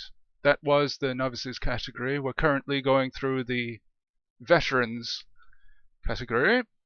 And I don't know if anybody has anything else to say about the croc. We're not very good at banter, are we? No. Oh, so what did you have for tea? I had toilet. No, sorry. We've got to stop making that joke, haven't we? Apologies. No, don't drink bleach. Don't drink it. As long as we follow it up with don't drink bleach, then yes, everything's okay. So we'll move on to the next one. It's Carlos's entry. I didn't know he had an entry in this. Let's find it. He's put several submissions onto Chunky Text. It's Kraftwerk, Computer World. Is this an album cover? Yes, it is. But he's put a little twist on it. Oh, yes? By which I mean he's focused on the original album cover. They're on a computer screen. So he's just focused on the computer screen. And it works a lot better for that, I think, in Teletext. Yes. Again, good use of negative space on the faces. We've got the yellow outlines and good detail on the faces, actually, for such a small area. Yes, so focusing on one part of the image was a sensible idea. Yes. A bit minimalist, but then that's craft work. Minimalism is good every now and again, I think, in Teletext. So it's right for the subject matter. Yeah, precisely, and it works well here. So it's good to see Carlos has an entry. I think he might have made this on the Saturday, actually, so it is a new piece. He's done Kraftwerk stuff before, though.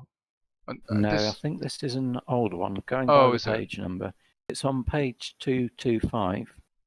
For those of you at home, is it all of you at home? Is it acceptable to enter stuff you made in the past? We can let it slide, can't we? I've made lots of rules up on the spot, so and anything goes, really. Yeah, it's fine. Yeah, I think I might have seen this on Twitter in the past. Carlos. Well, it's a veterans category, so there wasn't anything saying works need to be new. No. But yeah, I like it. Excellent. The next piece, if nobody else has anything to say about Carlos's piece. No? The next one is another veteran of the industry.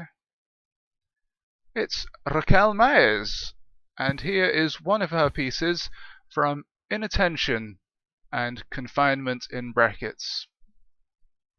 Yes, bit of a tricky one here because she submitted 4 pieces, so it really needs to be viewed as a whole series. Yeah. So yes, it was just to keep things fair, I just picked the first image from anyone who had sent multiple images to just represent the whole. But you can view all the pages she submitted on Chunky's Text starting from page 230. And as I said earlier, if you want to vote for a person for their body of work rather than the individual piece, that's fine as well. Yep, that's totally fine. And I think what this is supposed to represent is somebody trying to waste time or trying to while away the hours because we've got the watch there with presumably the hands whizzing around. I don't know if that represents time going quicker when you're watching aerobics on television. I think it might be a chore.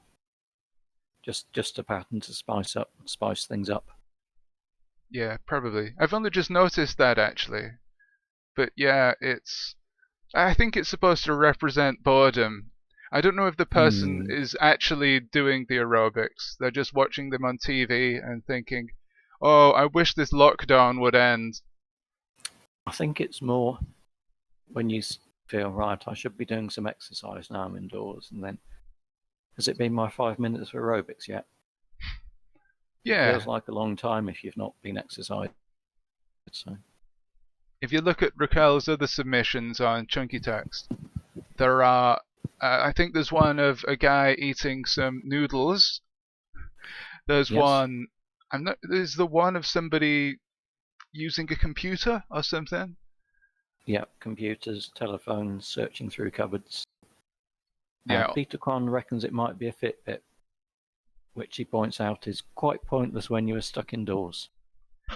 Well, I like to walk around my house and get my step counter up. Let's have a look. I've done not very many steps today, though.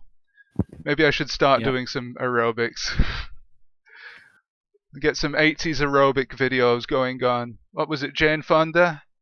See if I can dig that out. What was it? Yes, Green Goddess. No, Mad Lizzie. That was the one. What about? Yes, when I posted the TVAM logo. Was that your artwork, the TVAM logo? Yes, it was. Oh, I wondered who did that. Very good. Thank you. We might see that in a little bit. But yeah, an excellent entry, I think, from Raquel for this. It perfectly represents, it's a snapshot of this moment in time that we're in, of this year. Lots and lots of different things to represent, I presume, what she is going through in the lockdown, or what a character, might. I wonder if she's in an apartment or a flat with no garden. Possibly, yeah. Yes, they very much seem to be indoor scenes, so. Yeah, and no Wi-Fi either, so you're stuck with watching French television possibly. But without giving too much away, we should move on, I think, to our next entry in the Veterans category. This is courtesy David Walford. Oh, hello. Hi, he's in the chat. Hello. Yes. So, again, we have to be nice. But luckily... Oh, no, you don't. Spice things up a bit. Well, this is the worst. It's okay. You can be rude. This is the worst entry I've seen tonight. It's absolutely horrible. No, I'm only kidding. I'm only kidding. This is one of my favorites, actually. At first, I wasn't sure who made it. I noticed that there were some technical aspects going on here of held and background graphics. And based on what Horsenberger said the other night, that he doesn't generally use them, I thought, well, this can't be Horsenberger, although at first glance it looks like it might be. Well, as we'll see later, Steve actually did his own version of this character in less than a tenth of the time it took me to do this one, so that was quite impressive and discouraging at the same time. So. No, don't be discouraged. I think it was worth the extra time. No, it was quite interesting to see his way of working. Say my approach is quite fussy, so I'll change some pixels here or there, twiddle a few more there. He just goes straight into it, and you can't really see the job. Well, yes, this was a bit of a whole graphics nightmare to get through. It's just being obstinate, really. Just started out with the basic shape on a tracing, then decided I can probably fit the colours in there, and just kept bashing away against things until some parts went a bit abstract, especially around the eyes. Right. I don't think you noticed that, actually, at first glance. Your eyes forgive you with that. And yes, it was really down to the level of turn that cell on, turn that cell off. Does it work with yellow? Does it work with black? So it's almost by a process of elimination on some of the details. So a lot of work has gone into this, you're saying? Yeah, so some parts were fairly straightforward, the basic outline, but when it came down to the eyes, it was very much trial and error for what would actually work. compared to the original. Yeah, I think you've done a good job on the eyes, definitely. We've got the white highlights. I think they are called sclera, the word I was searching for earlier. And I think the first time I saw this, I thought, is this done in Teletext? It almost looks like a pixel art picture, because there aren't any of the usual separating lines that you might see in a typical Teletext image. So, Well, there's some, but they're a bit sneakily hidden.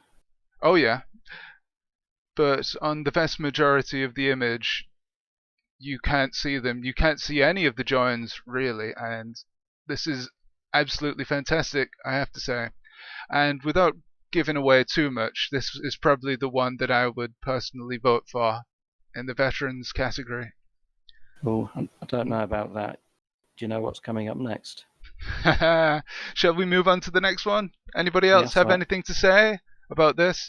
Vesme says that this is cute, and I very I would much. say the whole mosaics works excellent, really, on that. And the only bit that jumps out at me is the red in the bottom left corner with the couple of white pixels there. I wonder, had you got fed up by the time you got to the bottom of the page? Yes, that was a case of do I expand the outline on the bone, and that looked a bit. What I was talking earlier about the process of elimination, that was trying all the possibility for a little bit of overspill. Guys, you will notice where people have used held graphics tonight, there are a few pixels that look out of place, but I think that's one of the technical limitations of teletext that you have to forgive, and we can totally forgive it. I didn't see that until Alistair just pointed it out. I've only just noticed that now, and you can totally get away with that. I think the really advanced artists can actually make that part of the picture, that overspill, that slight messiness, that bit of dirtiness, make it seem like it's meant to be there. So that's the thing with hold mosaics, isn't it? You can't get rid of the limitations. It's trying to make it look like you meant to do that. Put it there on purpose rather than it was stuck. You couldn't figure out a way to fix it. Yeah. Peter says, great not to have a big black outline around everything. Now, I have to say, there's a time and place for that sort of thing, and it does look great in teletext, but to actually go one extra and get a grip of the teletext, held graphics, and background mosaics, that's what makes this stand out, I think, this particular artwork for me. So next year might be the year of separated graphics and hold mosaics then. Well, hopefully, let's hope. I've been inspired to use them a little bit more. Yes, I would say approach hold mosaics with caution, because once you start, it's almost addictive. Make a big mug of tea first. Yes, I just changed this, and then I think Teletext said earlier, you change one bit and the whole line explodes. So. Yeah, because on my crocodile image, I used a few lines of held graphics, but I'm sure this one uses for the entirety of the piece held in background. Pretty much. I think there was some part where I deliberately turned it off to get because I actually wanted the spaces rather than, whereas the held wasn't working in the favour. But find it's handy for doing bits of shading. If you want to do whole graphics, have a nice big area of shading that you can tweak things in before you make the change. Yeah, and also, as Teletext says, set aside some time and a large mug of coffee, because you're in for the long haul with held graphics, ladies and gentlemen. A lot of fiddling around. Is there any foreground black on that, or is it all sort of genuine level 1? No, I think it's all level 1. I think I was trying to do some foreground back in the first place, but it was an invalid code, so I think it was on level 1. That might have made things easier if I could have used foreground black. So That's more impressive if you haven't. So certainly, that's Yeah. why I asked.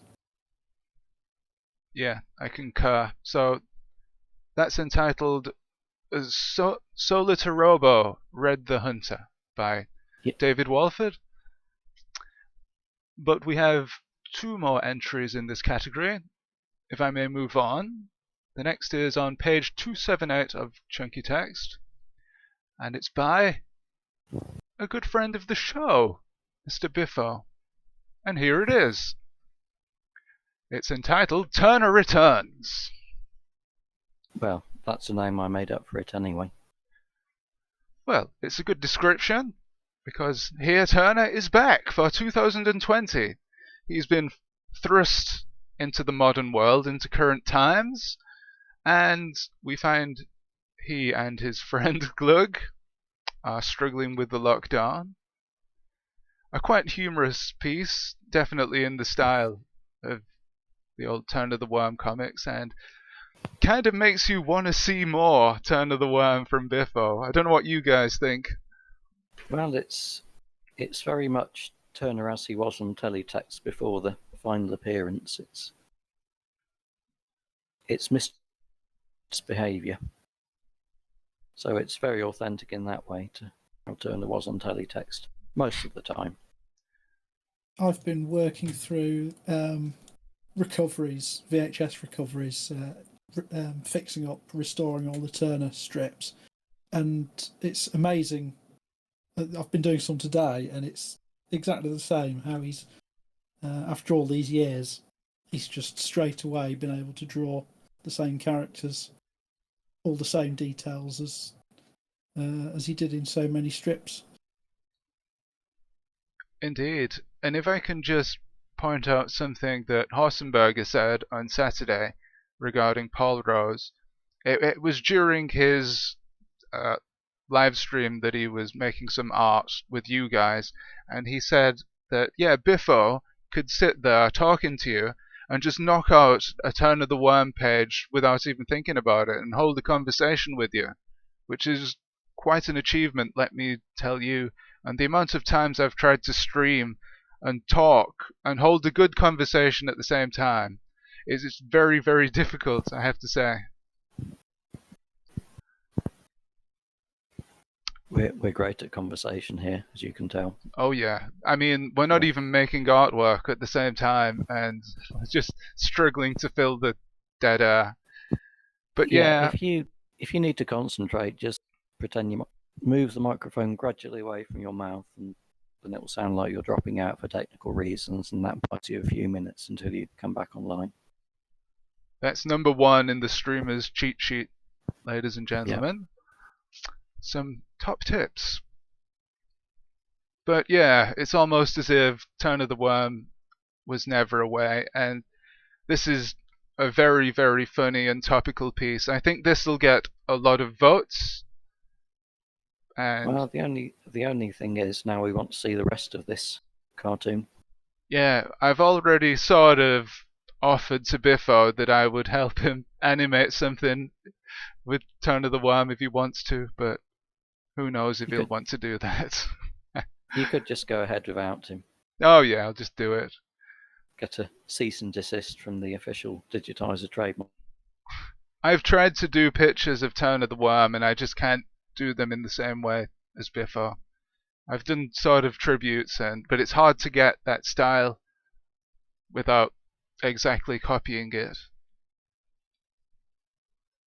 I've got an awful lot of frames of Turner, so you could just change all the captions and cobble them together into a new story.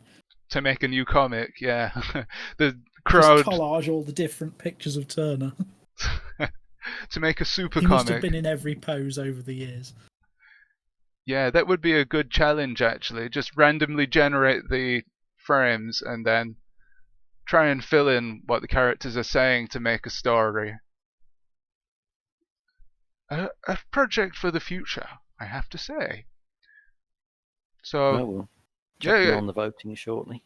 Oh yeah, well we've got one more entry in the veterans, yeah, and then we can have a look at the votes. Now this is on page 325, so we've got a long way to go. Oh, is it the tractor? Yes, it is a tractor. Yep, and this is an MF35 by ZX Guesser, who I believe is a keen fan of vehicles and modes of transport and representing them in teletext. And particularly because they don't have faces or fingers. yeah, those are the most difficult things. I think things with more defined lines, more geometric shapes are easier to make in teletext generally. And this is just one of hundreds, I presume, of similar types of artwork that Alistair has done. Well, hundreds is a bit of an overstatement, but he's done a few of these, and you can see them all. Tens at least. Yeah, I think you can see them on Chunky Text. Is that right? And your website? There's a few on Chunky Text. There's a whole series I did of trains on TFAX on page 580, I think it is. Yeah, and a lot of them are in level 2.5, so you get the extra colours. And what I like here about this is the overlap of the grass on the wheels. I think that little detail really makes it work. Really sells the grass. Because there are a few ways to represent grass in teletext, but it's done well here. It's done very well here to create a sense of depth. Yeah, certainly the neatest drawings, I'd say. Yeah. In the veterans category. And a good light blue background that isn't cyan. Yeah. A very good. An excellent entry, I would say. Yes, getting some attention in the YouTube chat as well. Oh yeah, let's have a look. Simon Björkborn says, I just made an audible ooh without thinking. And Vesme says, great tractor, ZX Guesser. Yeah, very impressive indeed. Yeah, and good composition as well, I would say. Throw that in there. I can't take credit for the composition because it's based off an advert from the 50s. Oh, right. I see. I assume you've added the colour then. That must have been black and white, that advert. Actually, it was colour. It was a draw. Well, presumably a photo that had been painted over originally. But I did completely change all the colours because it was for a different version of the tractor, which wasn't in that colour scheme. I think the colour scheme works. With level 2.5, go ahead. Sorry, just seeing the comment from... Yes, I've got to say that tractor is a lot better than ZX Guesser's disassembly of chaos. I think there's some history to explain there. Yeah, it's better than my disassembly of the tractor as well. The reason I did it in that colour scheme is because it's based on the one I used to mow the village playing field, sports field. And I did that after coming in from mowing the field. And that afternoon I'd hit a tree with the exhaust pipe and broken it off. So that's what inspired the artwork. Is this broken then? Don't drink. The exhaust has now been welded up and repaired. What about this tractor? Is this broken? Is that why it stood still? I think it's maybe because there's no driver. Generally, if they're moving with no driver, you're going to have a bad day. I know, I thought that was the whole... happened a lot in Thomas the Tank Engine. I think they had a tractor or similar as well. Then you're into the drawing things with faces problem if you go down that route. Yeah, are they sentient? Is Thomas the Tank Engine sentient? Can he drive himself? Anyway, philosophical questions. Anybody else got any comments about the tractor in chat? A very, very worthy entry, and I'm sure one that will challenge the big guns in the voting, which I think we should have a look at. What do you think? I'm ahead of you there. So, what does the vote say so far, David? Well, it's getting rather less attention than the novices category. Because it's getting We have late a- at night now, probably. Yeah. We have 3 votes, split between 3 drawings. One for your croc, one for Computer Work by Carlos, and one for Red the Hunter. Oh, good. Controversially, none for Mr. Biffo so far. Well, I think give it some time. That might change. If Biffo beats my tractor, I will take issue with the fact that he's not entered a Teletext art competition before, so therefore is a novice. Oh, hasn't he? Has he not entered in the past? I don't know. I can't remember. Well, I've messed up a bit there because I put Peter Kwan in the 3. Oh, okay. Well, Yeah. I'll just take that off. I'm sure that'll be We'll- fixed. We'll change the rules after the vote if we don't like things. Oh, we'll just keep changing the rules. Yeah. Incidentally, in regards to ZX Guesser's tractor, Simon Björkborn says the details of the exposed parts of the engine are so great. Yep, the grey bits. Let's put that back up, actually. Oops. And Chipfork says the tractors with faces are the ones that torment me. In his dreams at night. The ones that Well- chase him. Well, there is always something a bit creepy about Thomas the Tank Engine and sentient objects that weigh several tons and can't stop if you're on the line. Oh, God. Yeah. Well, I think that's too much of an existential question to be asking at this time of night. So, Over I 18s category next year. Childhood Yeah. traumas revisited. Yep. So I am just gonna take a toilet break for a minute, Okay. and then when we come back, we'll spend a little bit of time just whizzing through the general entries. We've missed a category. Oh, have we?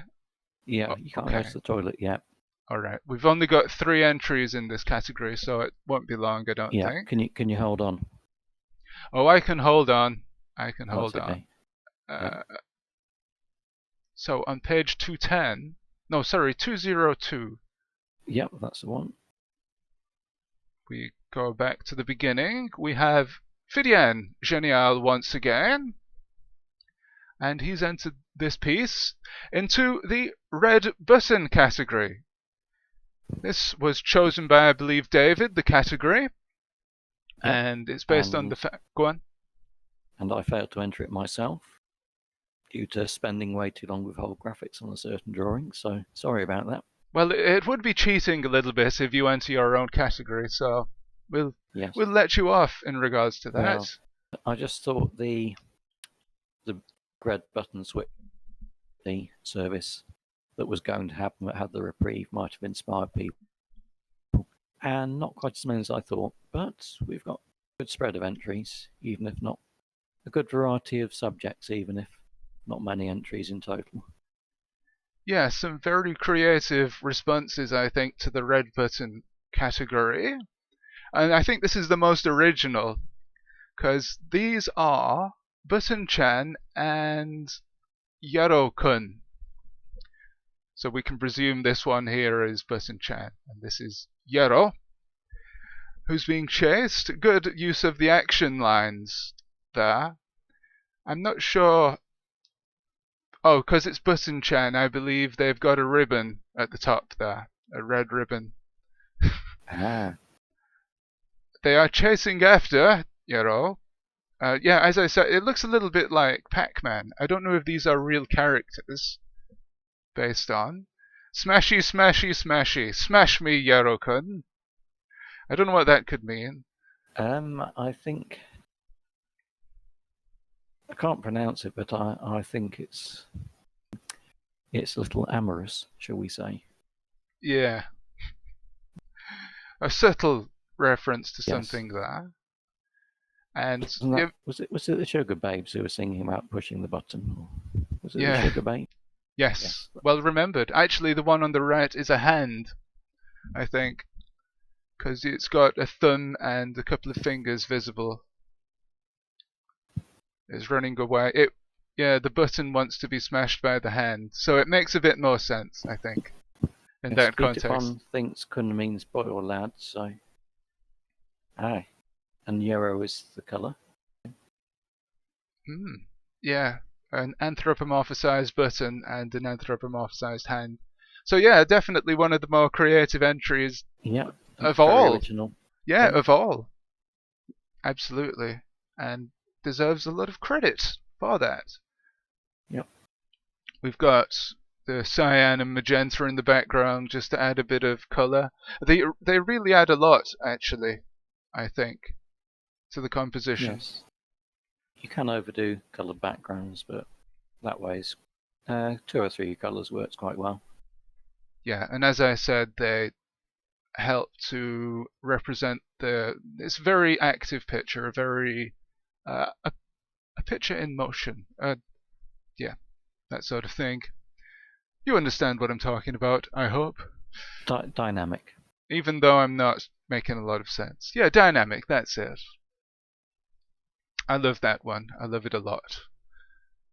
Should we move on to the next one? No more comments about this? Peter Kwan says, completely free of green. Yeah, indeed. No blue either. No. Even though they could have used it. They've chosen not to. You don't have to use every colour on every page. Oh yes you do. Of course you do. It's a rule of teletext. So we can move on to the next one, which is page, let's have a look. 236. 236. And this is one of several entries by Lee Jenkinson. 236. I think he did 3 entries on the theme of Red Button. Oh, here we are. All of them strong. Now this is a recreation of an old Oracle TV page, but with a remote control added. And I believe this is one in a series of entries. So guys, again, you might want to vote or not vote on this, or vote for or not vote for this, based on all of the entries in the series, which I think are very good. But just based on this, yeah, I like how we've got the buttons, the representations of the buttons there, and the numerics. I like how he's done that. And we've got all the teletext buttons. Of course, you need the teletext buttons on the remotes. They're essential. Even in this, even in the modern times when people don't have access to teletext. We still need the 4 colours at the bottom, the fast text colours. Yes. There's a piece of, it's more a piece of graphic design. It's very neat layout. And I also like the way that, though the remote controls actually overlapping very few other graphics, its outline still quite clearly defined. But what's not there, almost. So. I like how the blue graphics have been used here. The dark blue graphics have been used to underline the buttons and. Yes, there's a good sense of depth and volume. Yes.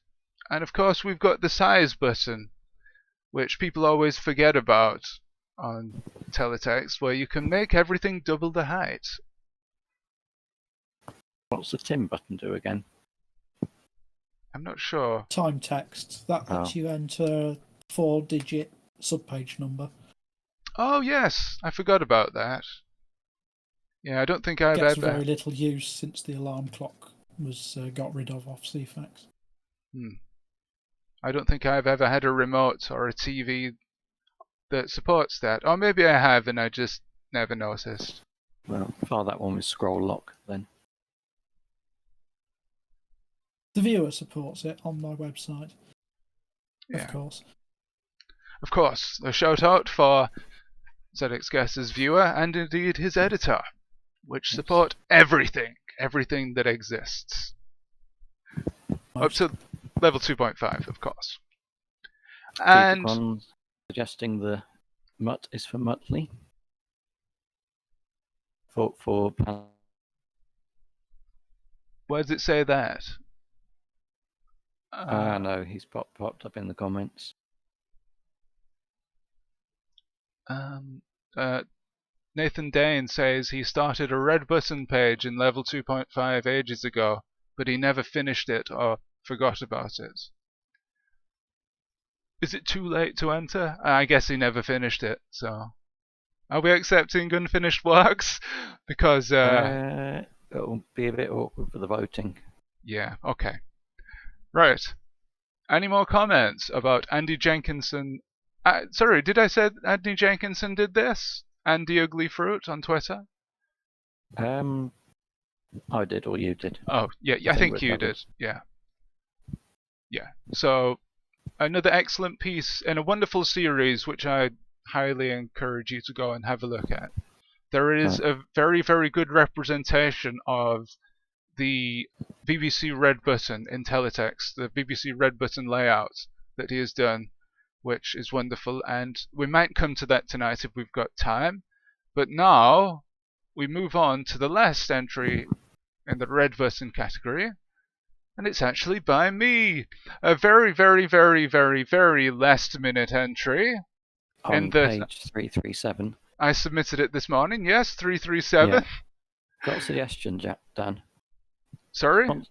If you want to take your toilet break now, ZX Guesser can cover this one. Oh, yeah? We'll be gentle. Oh, go ahead. Okay. Well, I say, me and ZX Guesser, if he's still... I was going to say, you go first. Okay. No, after you. Yes, this is a... thanks to Dan for this late entry that's added out the red button category a bit.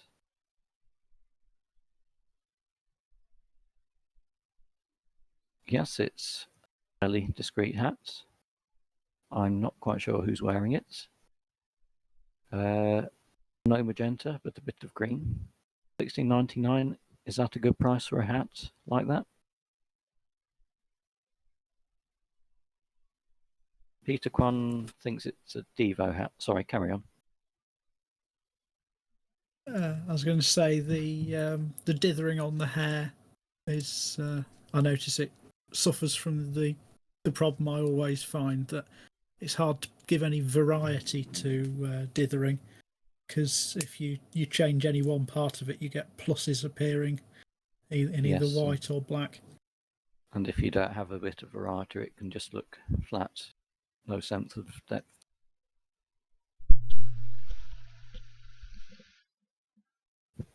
It does seem to cut into the outline of the hat a little bit at the top and blends into the neck. So I'm not sure whether that's a plus side or downside. Yeah, maybe that hat's just a bit too small. Needs the next size up, possibly. Oh, Dan's back.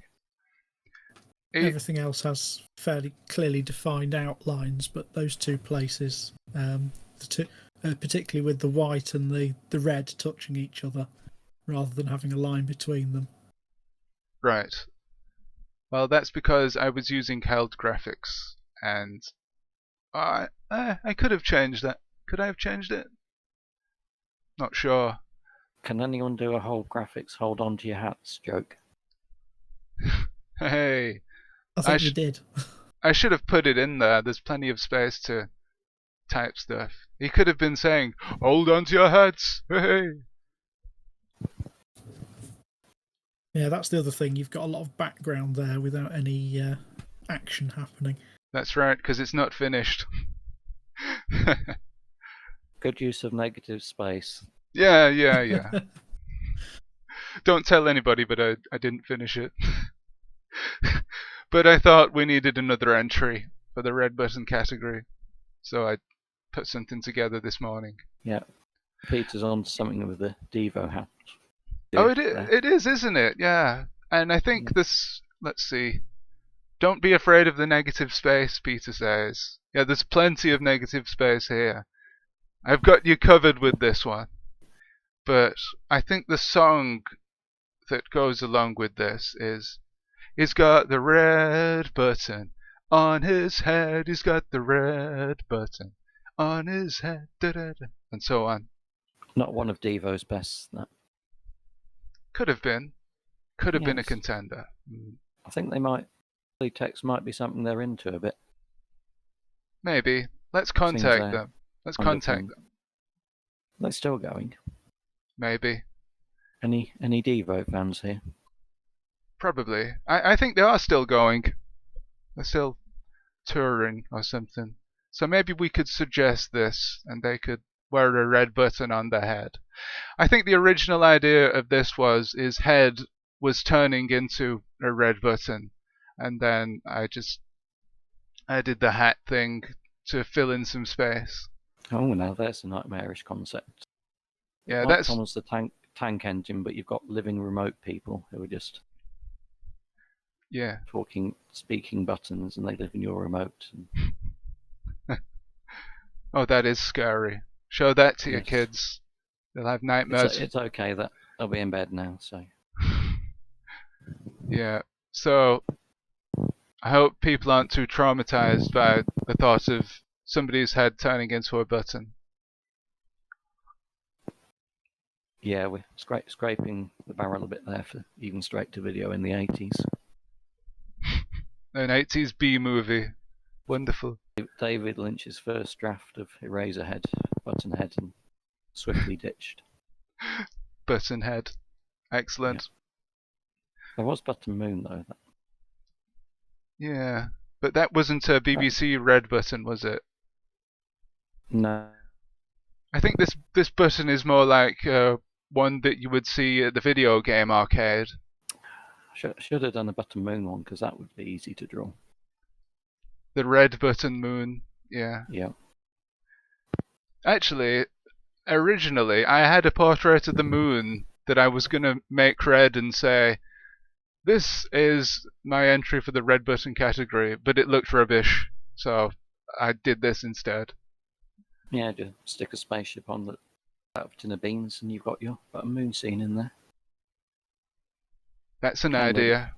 And they did make good use of negative space for the puppetry as well. Mm. Could hide the strings. Somebody out there get on it. Somebody out there go and make that in Teletext. Please. Or not. Well, we'll see. I might have got around to it by next year. Yeah. So, that is all the entries to the art contest. All three Sure. categories. Yep, I think now's the time to see how the voting's going on the red button category. Or, shall we go see how the vote's going on the novices again? Okay, let's have a look I can at tell them. you what the numbers are. Okay, I'll just put this up on the screen for you. Yeah. Well, I'll tell you if they've changed much. So,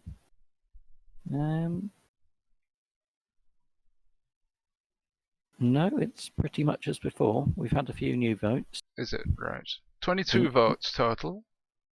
Yeah, so the nasal in the C5 is still very much in the lead, but slipping a little bit. Monolith's climbing up.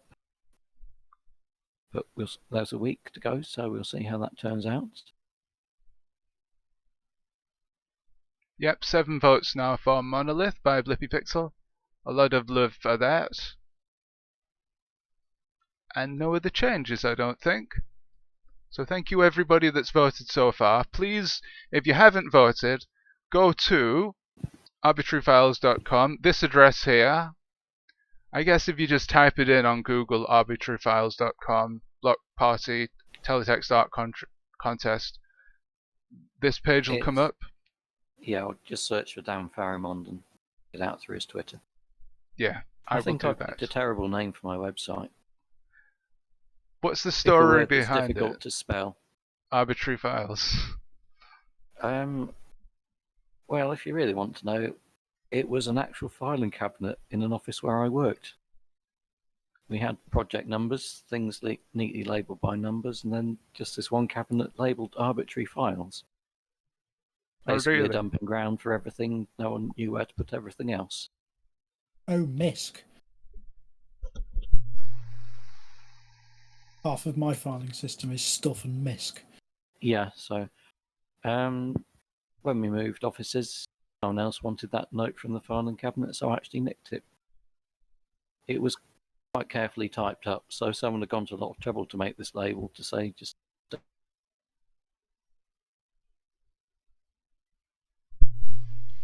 So on stream at the moment, we presently see the veterans category voting. We've had 4 votes total. Please do vote. You've got approximately 1 more week.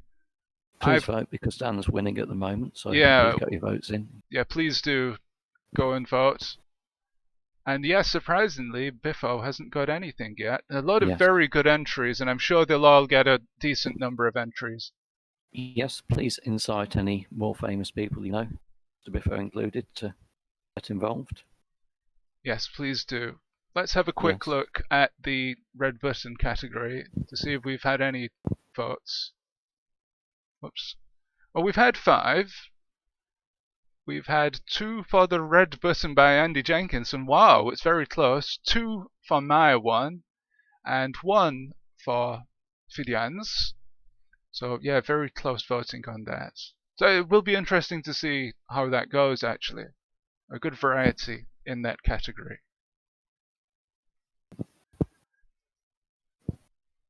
Superb stuff. So, Okay. do we have another 15 minutes or so just to quickly go through all the artworks that were submitted? I think we do. And then we'll call it a night? Because we've Yep. spent a lot of time, actually, 2.5 hours on those entries. So hopefully Yes. we've given them a good reviewing, a good praise, I think. Yes, I was mostly watching the viewing figures at first, but we seem to have settled on 12 or 13, so Oh, that's good, I think. I think it's everyone in the Discord, basically. So let's go back to the stream, and we now have our big list of 148 pages, everything submitted for the block party. And we There's begin. 145 now. Alright, did some of them disappear? Sorry, what number did you say? There's one more, is what I meant. Oh, 148. I've taken out some 149 duplicates. now then. Who's entered There's one? been one added while we've been streaming. Oh, cool. Is But that... we'll have to see that one. Yeah, we can put that up, can't we? But shall we start from the start? And does anybody know who did the Bergerac series? That would be Chip Fork. We've got a wonderful outline of the island of Jersey there. And presumably the roads, or maybe the mountains in yellow. Yeah. It's I think we might need to see. through a bit quicker. Yep. He's hiding And... from the tractors with faces at the moment anyway. So. Well, this is a cool story, actually. And Yep. I've not read this yet, but it's quite funny. A throbbing cyberpunk... Jerseyplex throbbing cyberpunk music fills the air. So this is very atmospheric, actually. It's a little story akin to Town of the Worm. And we've got a badger. Badgers have been granted citizenship. Great use of magenta and red there. I love that. And what's this? A giant robot crab the size of a car ferry pulls itself out of the water. Now this is a very, very good story, I think. Very atmospheric. He's there with his robot, I guess. Or maybe a puppet. He's a ventriloquist, I'm not sure. Oh, he's conjoined telekinesis robot. He can also book MOT appointments if needed. That's very funny. Yes. Chip Fork also is in the progress of doing his comic Giant Space Owl. Alright. So if you like this, you'll start to get a feel for... if some people's work you might put it as drawing on pop culture, this draws on cult culture.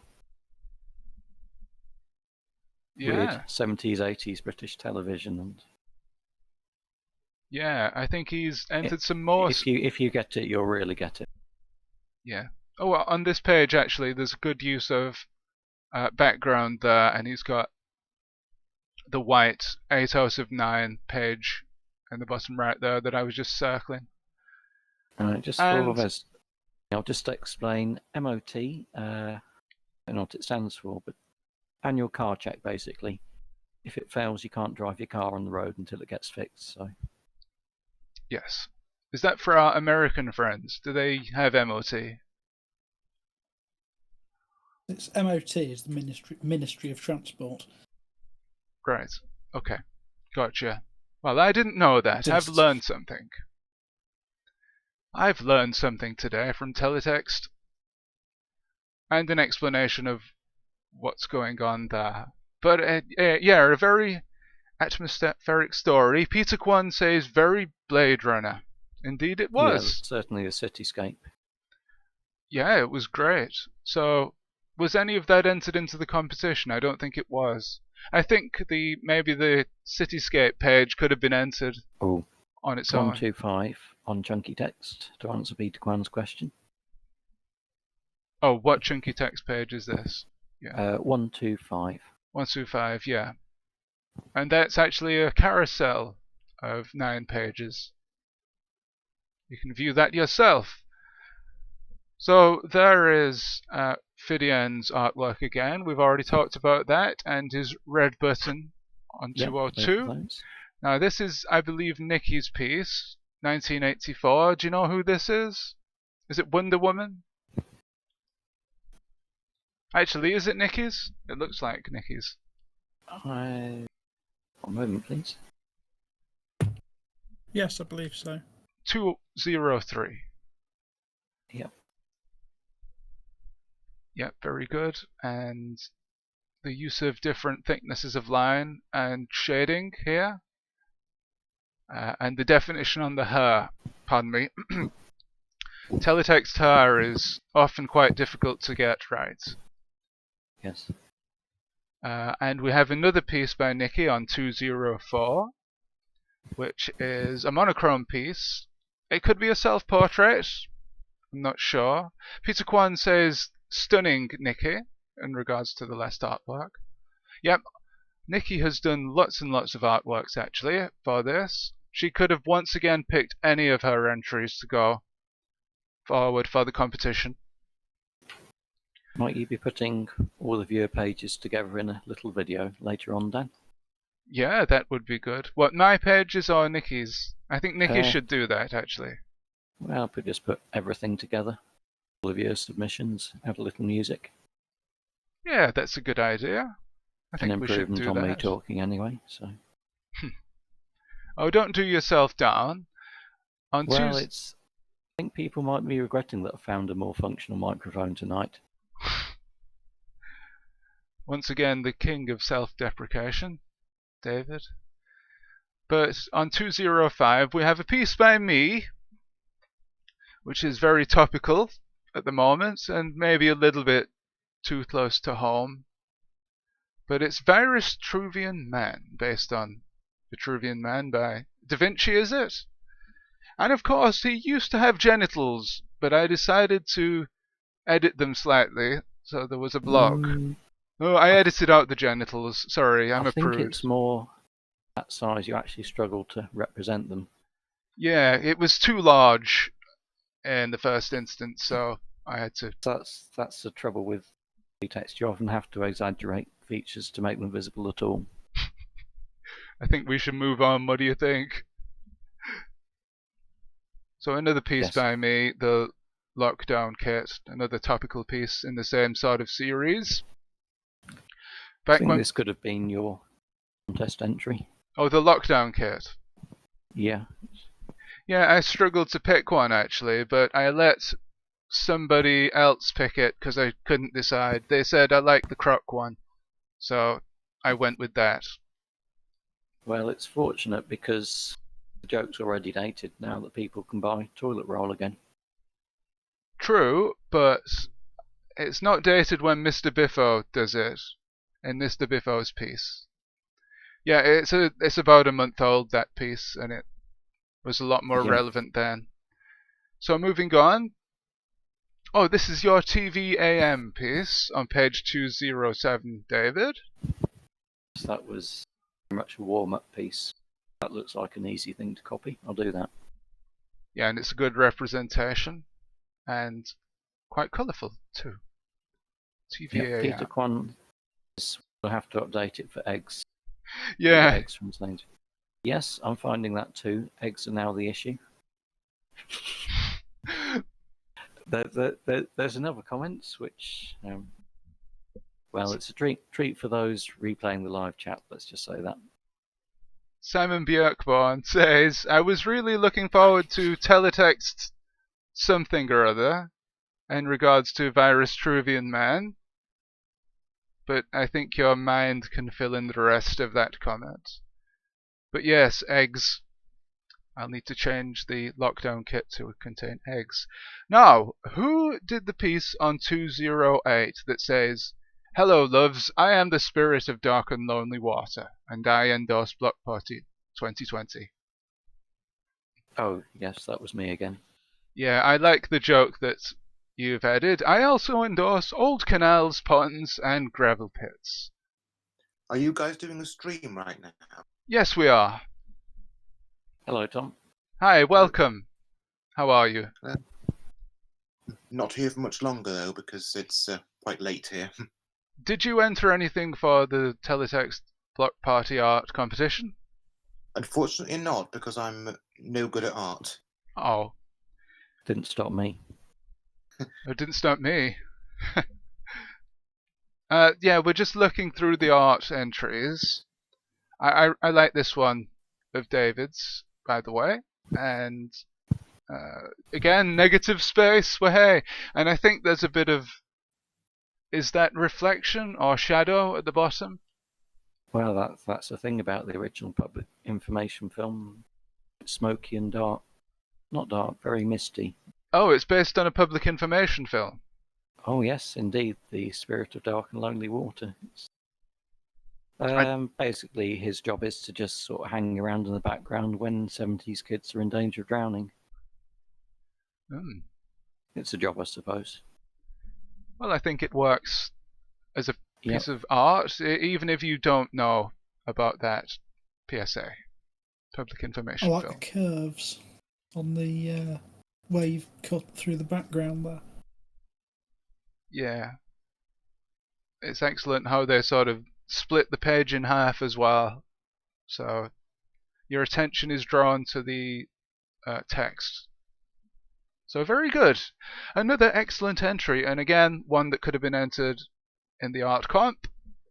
I think But Chipfort must have logged off. oh, He's a public information films expert. That's his jam. Peter Kwan says, you didn't flatten the curve despite the blockiness. And Besme says, Oh, crikey. Well, if anyone wants to know about drawing curves in pixels, develop a bit of a technique. It's what was that?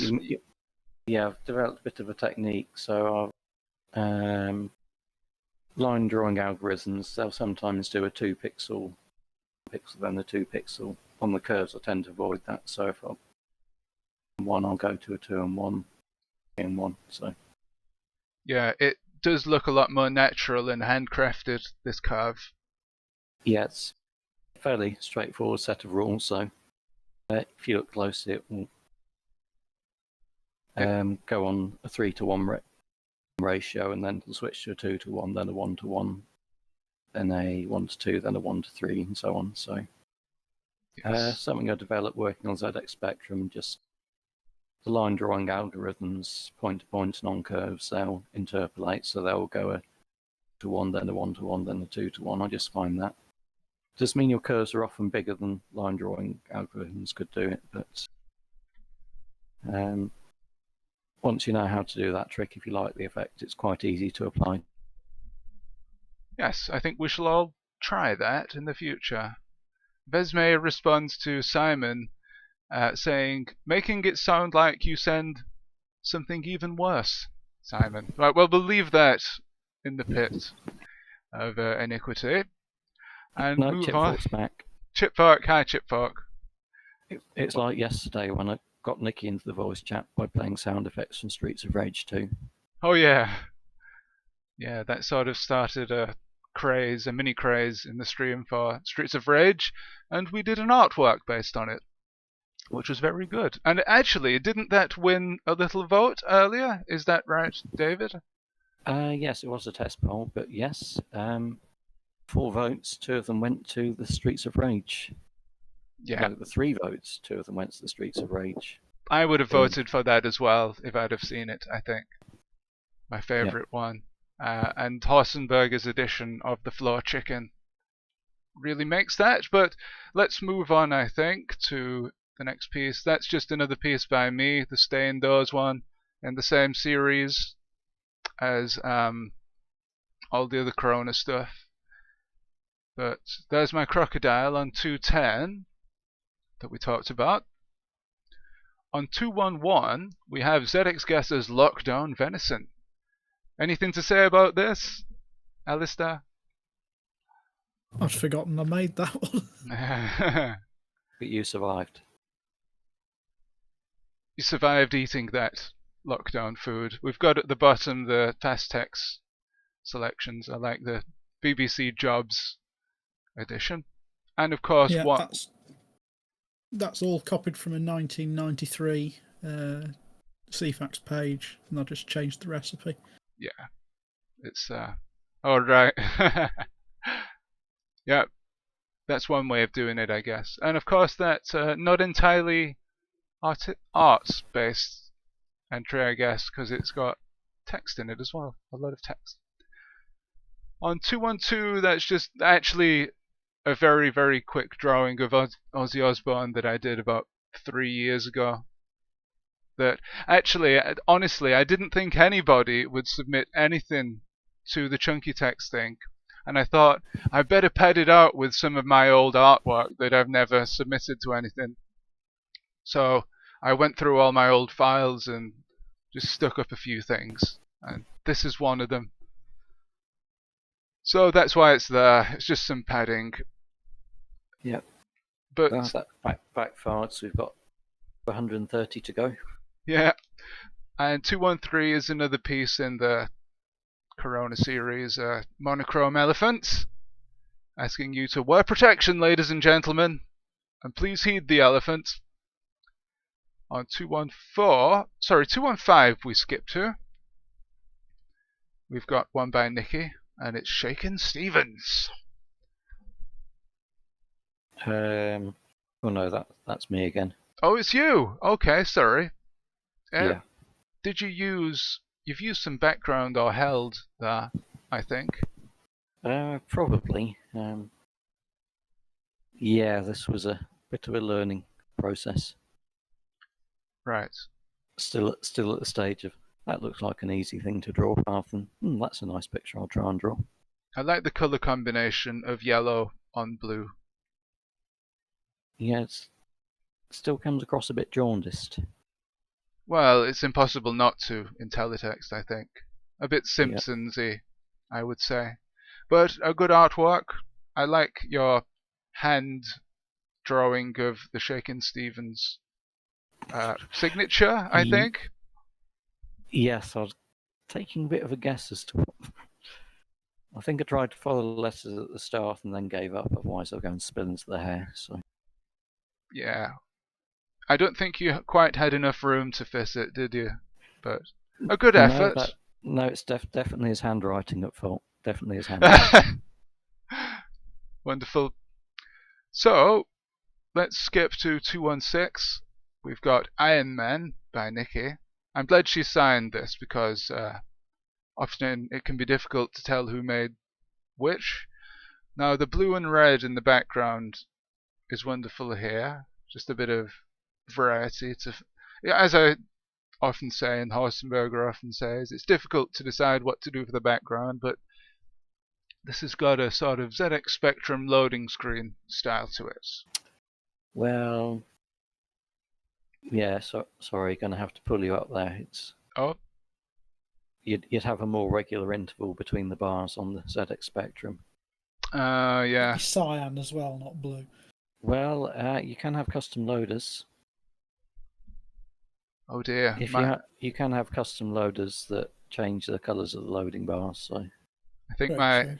my lack of ZX Spectrum knowledge is shining through a bit. Derailed the stream again. Yeah. Moving on, we've got page 217. Block Party Safety Tips from Mr. T. Who did this, I wonder? yeah, me filling stuff again. A bit like you, worried that no one else is actually going to put pages on junky text. So This is nice, a nice little page, I think. In contrast to a lot of the other entries, which are mostly pixel art. But can I draw your attention to the bullet point? In public, keep 2 meters away from other people and 20 meters away from my bins. Wonderful.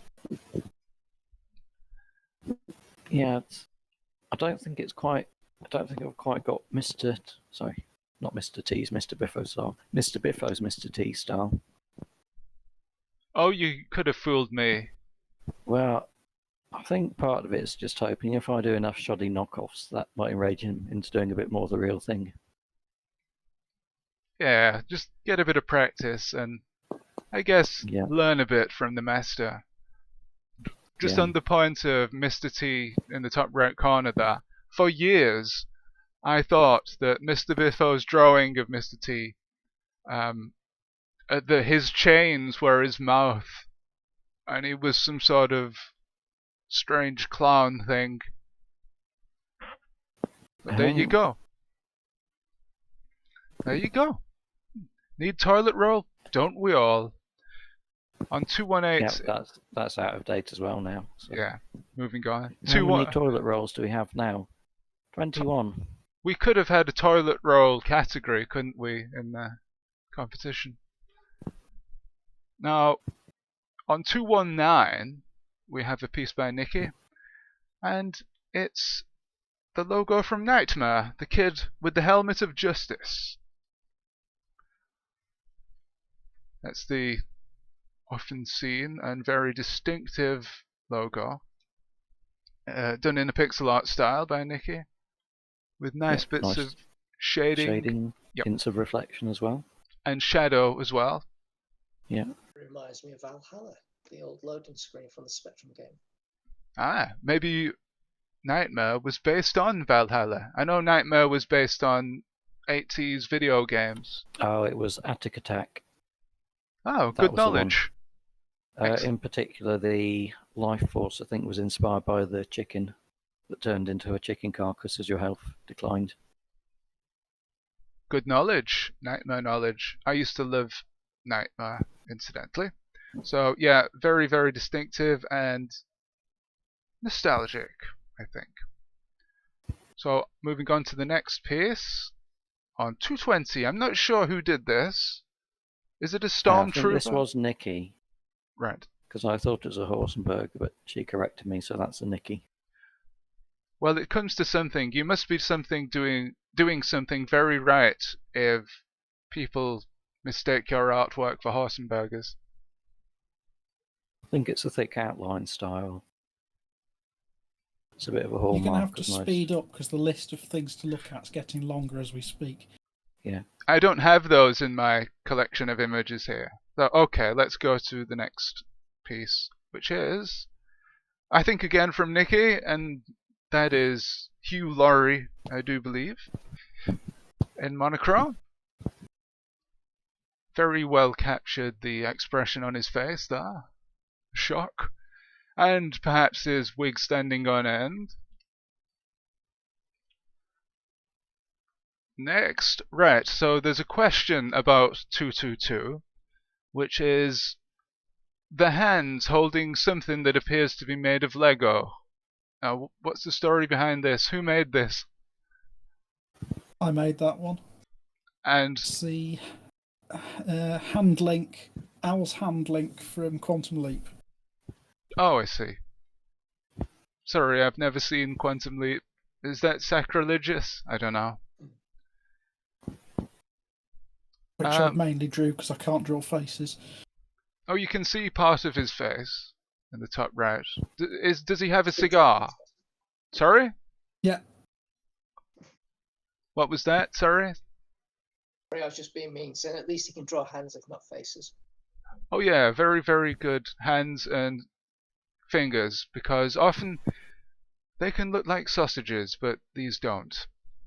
I thought they did, but there we go. No, you can tell that they're hands, but yeah, that's good. A lot of nice colour in that as well. So moving on to 223. Now, who is this on 223? I presume it's Nikki, but is it Terry Wogan? On the left? Does anybody know? Just wait for the stream to catch up, I guess, so people can see it. Oh, Simon Bjorkborn. This is the two characters from Quantum Leap. The one on the right is the one that I didn't draw the face of. Ah, right. So is this by you? No, this is Nikki's.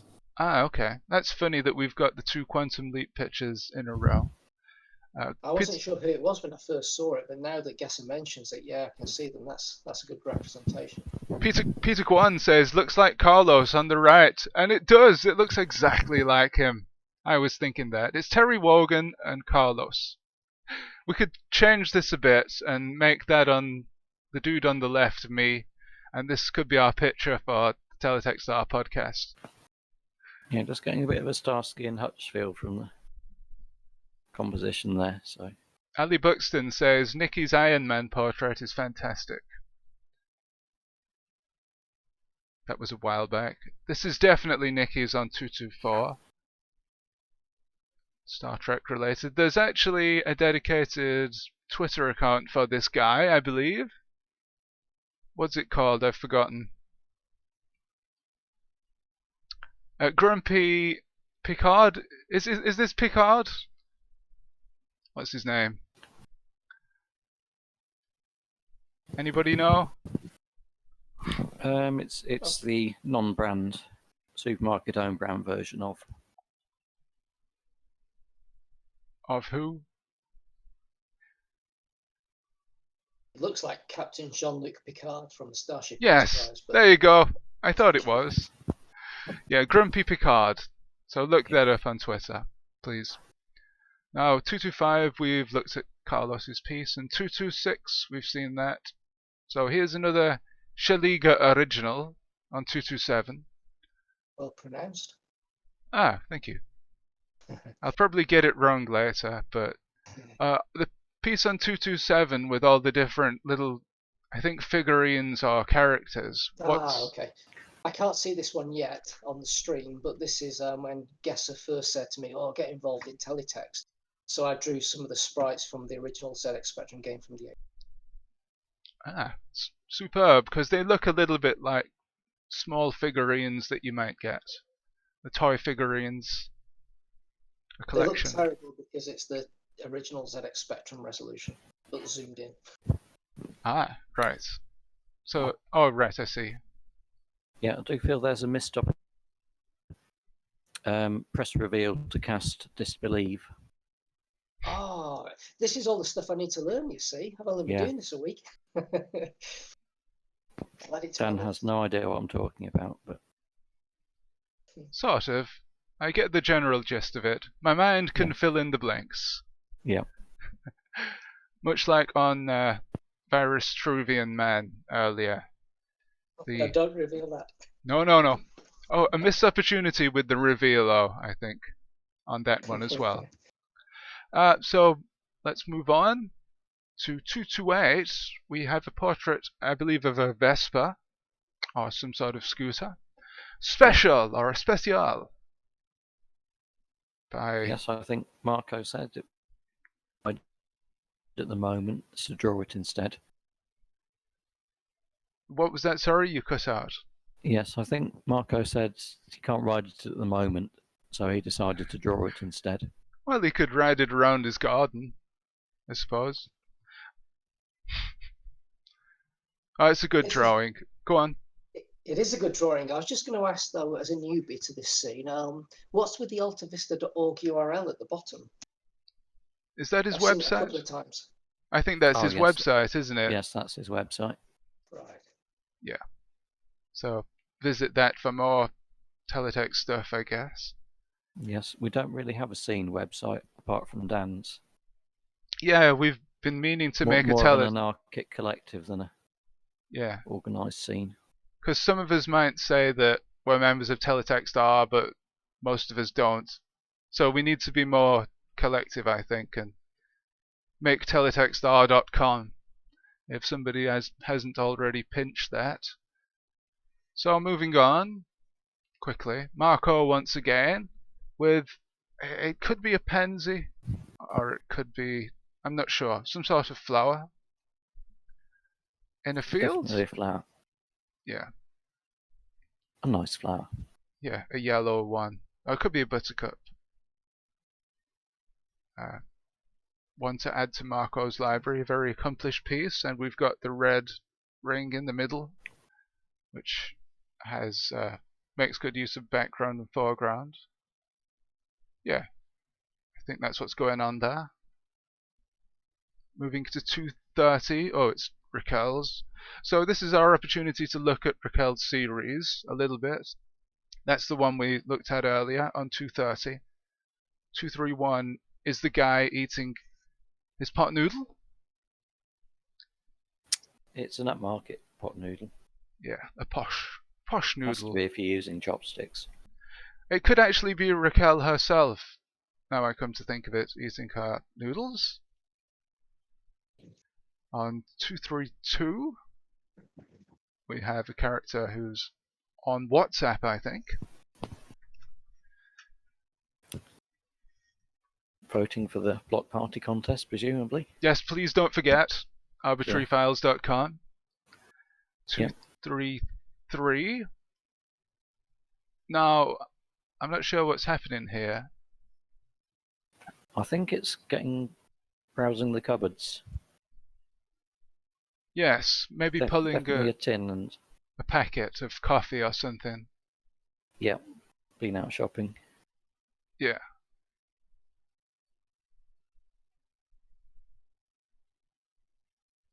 And moving on from the series, we've got 234. Once again, just some padding from me. I just threw in an older artwork from a couple of months ago to try and fill things up on the server, which I didn't really need to do.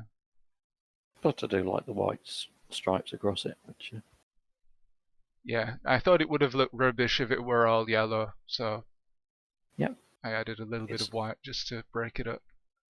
Yeah, it's not immediately clear what they represent, but viewed on the picture as a whole, it does work. So yeah, that was a daffodil for abstraction helps. A daffodil for the first half of spring. Sorry, the first day of spring. It's 11 o'clock. I'm getting a little bit crazy. Moving on, 235 looks like just a test. But I like that line. I would like to introduce you to myself. And a small CFX-esque birthday cake there.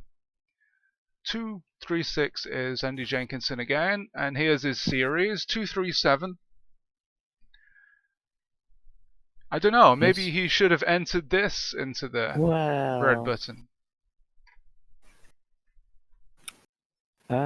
Push it real good.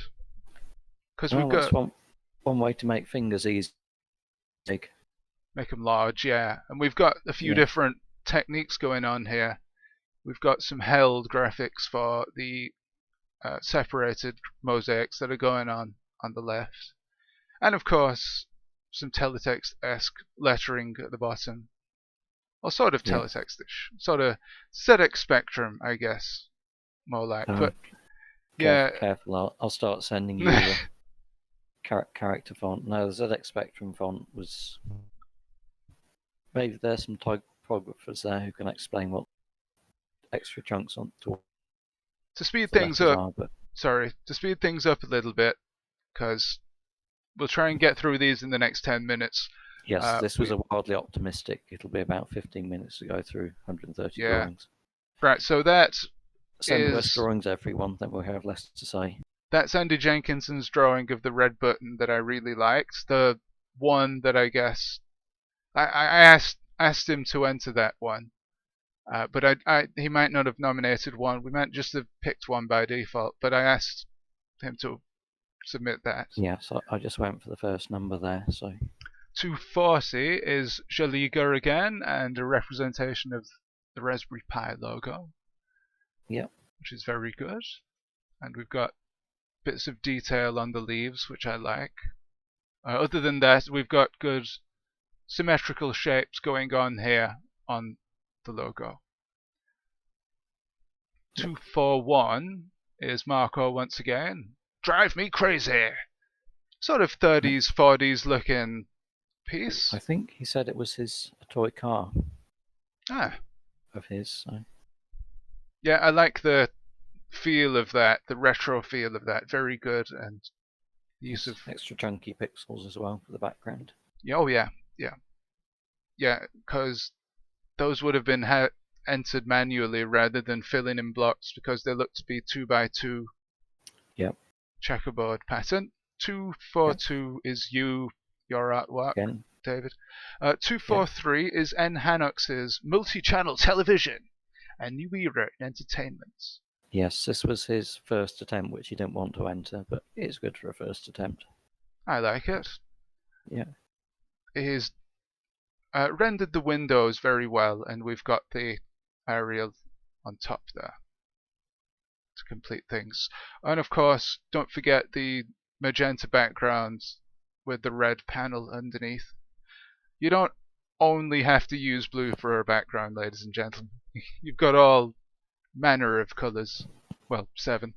So next is Blippy Pixel on 244. Yep. It's a Blippy Pixel drawing. Yep. It's a bit like it's a Horsenberger drawing now. It's separated graphics. Not so much on this one, bit of text here and there, and a bit impressionistic and distinctive style. Yes. We've got the patterns for the flowers and the bottom part. And I like the use of the dark blue that recedes in the background. There. Yep. 245 actually was maybe my favourite of Blippy Pixel's entries, but that's personal taste. We've got the fan, which is very evocative of a heat wave. And I keep referring back to the ZX Spectrum games because that's where I grew up. But this reminds me of an old game called Tausetti.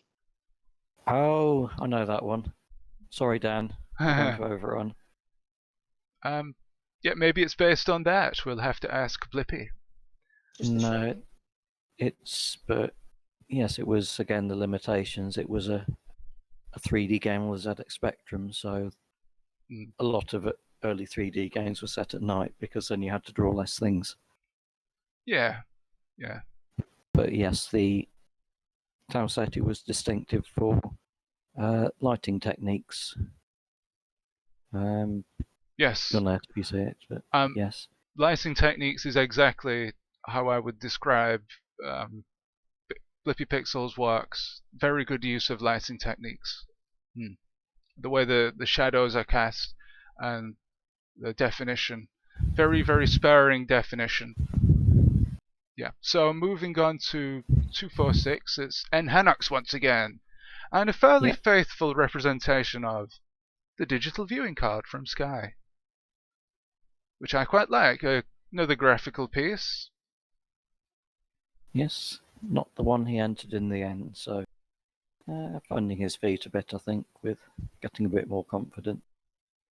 I like it though. Very neat. No, it's interesting to see how people develop, and indeed, quite often in the course of.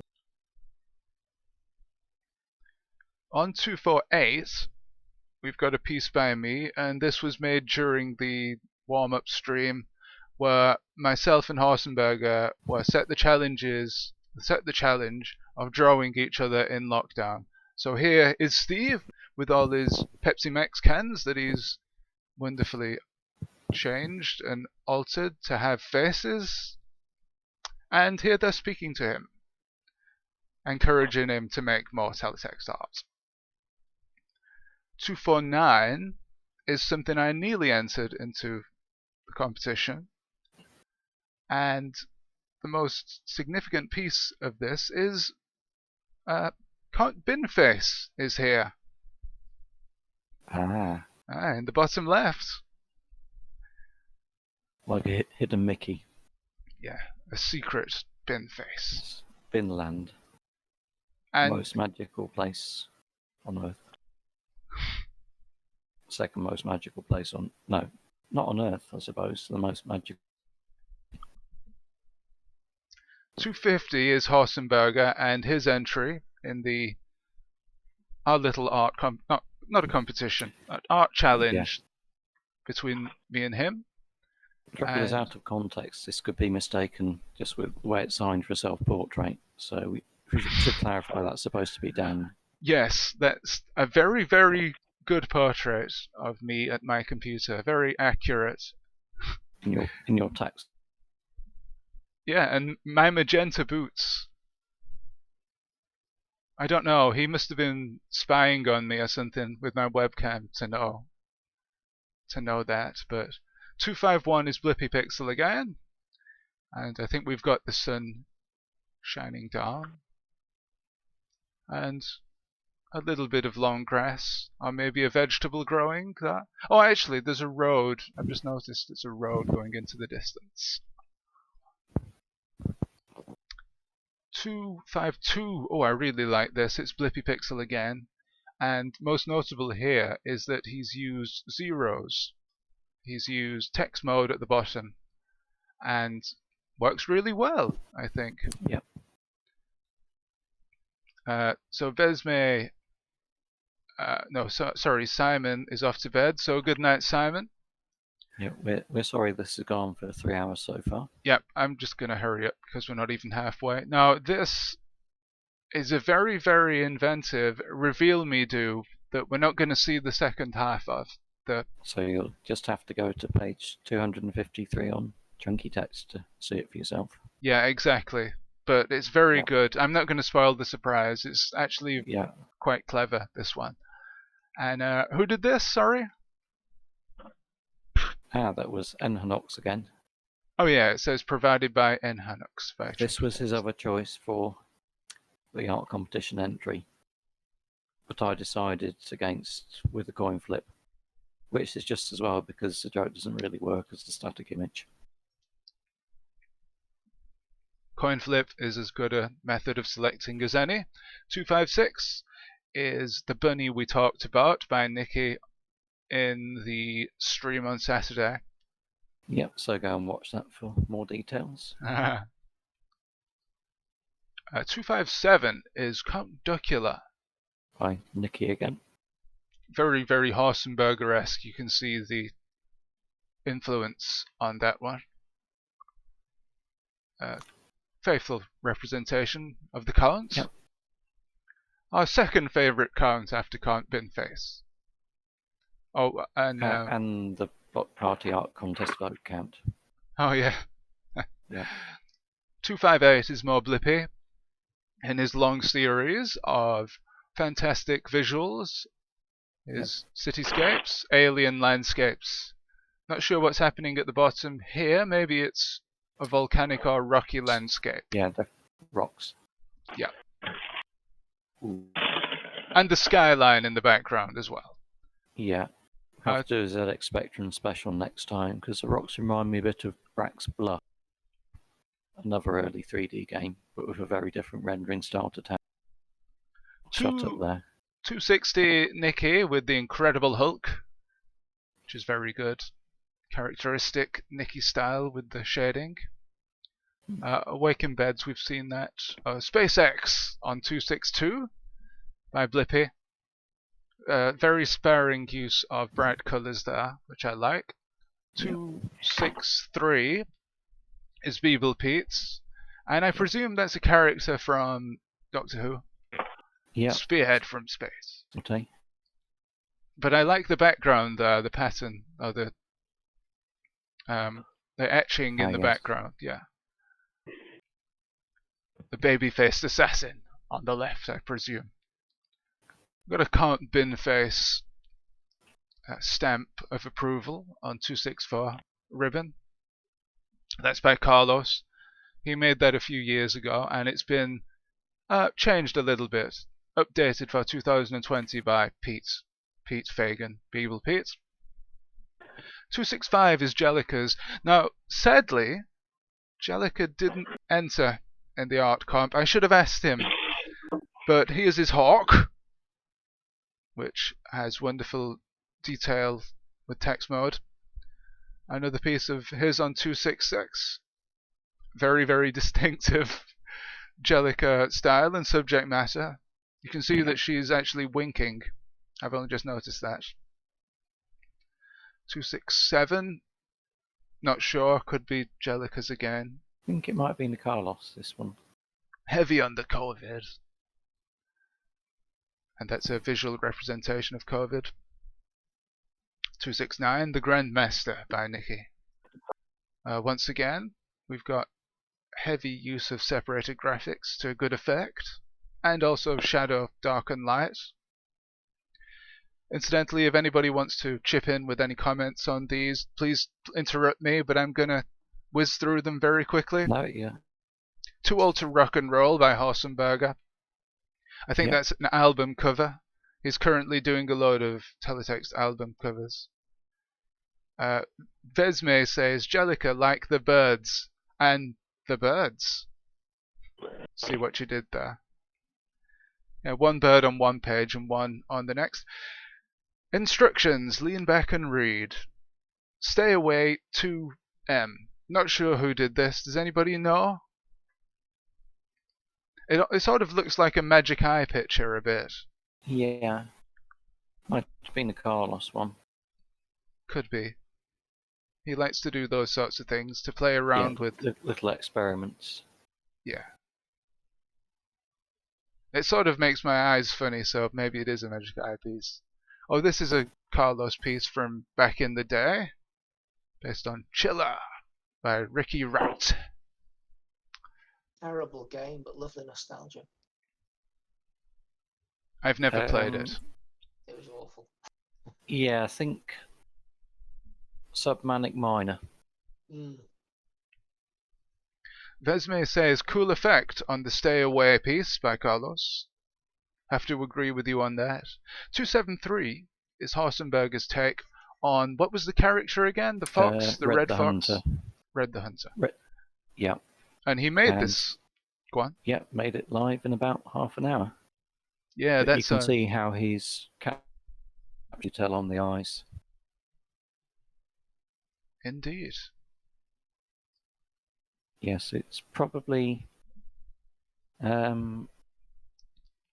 mine's turned into a bit more of a technical piece, whereas his probably captures part of the character rather better than I do. Yep. Well, both pieces have their own merits, I think.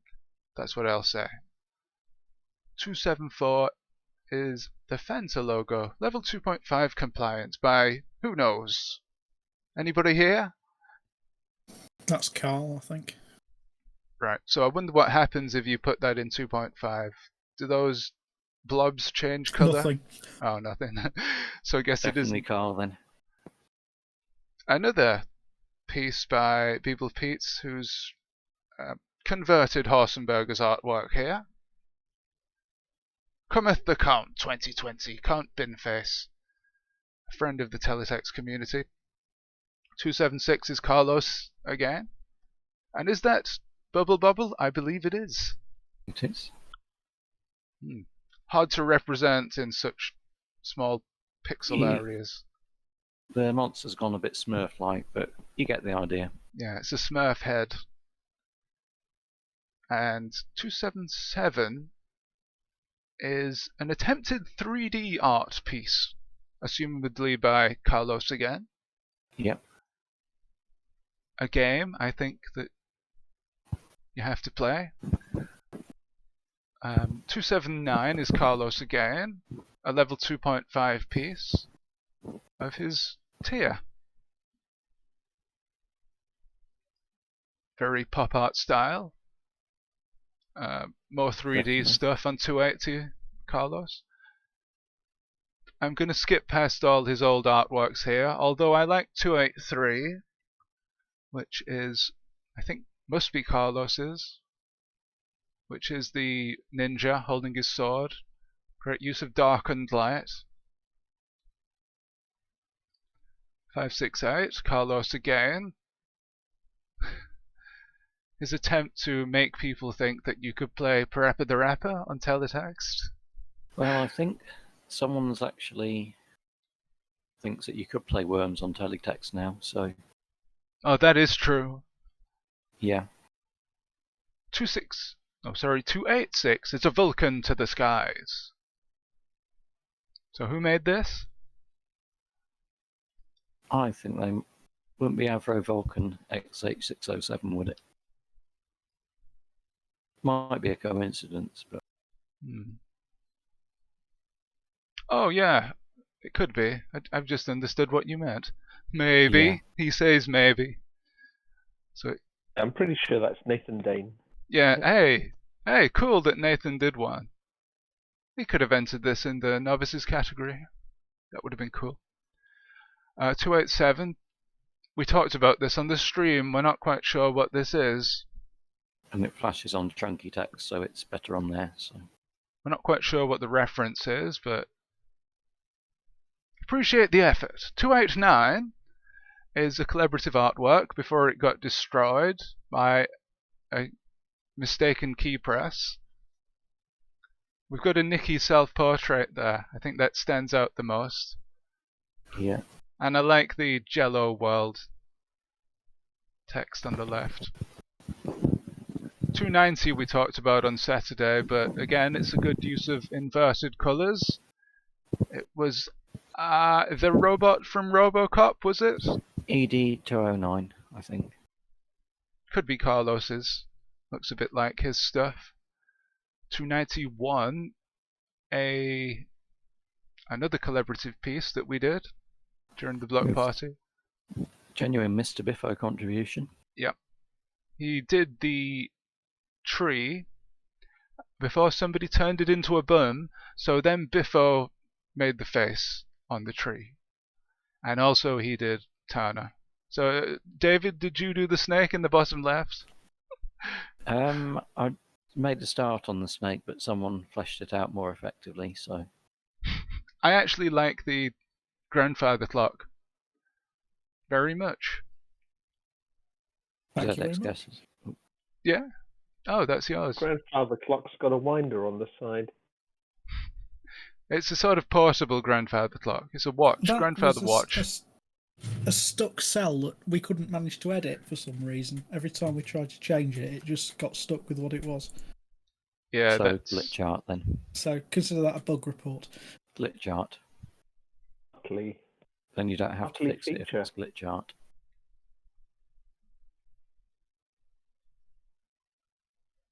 Let's see. 295 is Blippies again. Very, very colourful. At first, it seems as though it's just a random mesh of colours, but if you step back a little bit, you can see how they represent the darker and lighter parts of the image. If you stare at it a bit longer, you can see more of what's going on, as is generally the case with Blippi's stuff. 296 we've talked about, that's Blippi's entry. 297 was very good, which is Horsenberger's Peacock. Apparently an album cover, but very impressive. Impressive use of line, and very, very colourful. 298 is actually a piece that I did for Binface a few years ago, updated once again by Beeble Pete. 299, a self-portrait by Blippy Pixel, I think. Yeah, I thought this might have been his entry for the art contest. I thought it was Probably because it's quite striking and recognisable, but it's still got his use of text characters and slightly glitchy style. So Got a lot of attention on Twitter, did this one. And Yeah. it looks a bit like the dude, but we'll say no more about that. It's very good. I like it. A different way of representing a self-portrait. It's 301 as we go into the 300s. Is Beeble Pete again. More Doctor Yep. Who stuff. And held graphics. Yeah, cool. That is... I'm not sure who that is. The 13th... Oh, it's the 13th Doctor. Right. I'm not very up on Doctor Who lore. is it the current one? Might be the current one. Yeah. Nice use of stripes on her top there, I think. Yep. We've got Anne Ferguson, the Quizmaster of Befuddle, on 302 by Beeble Pete. Very good representation Yes. of Anne Of Robinson. an unaffiliated celebrity. Any resemblance to real persons living or dead is purely coincidental. Yes. That's where 8 colours comes in handy. 303 is the reveal-o, which we can't show on this stream because we'll get taken off the air.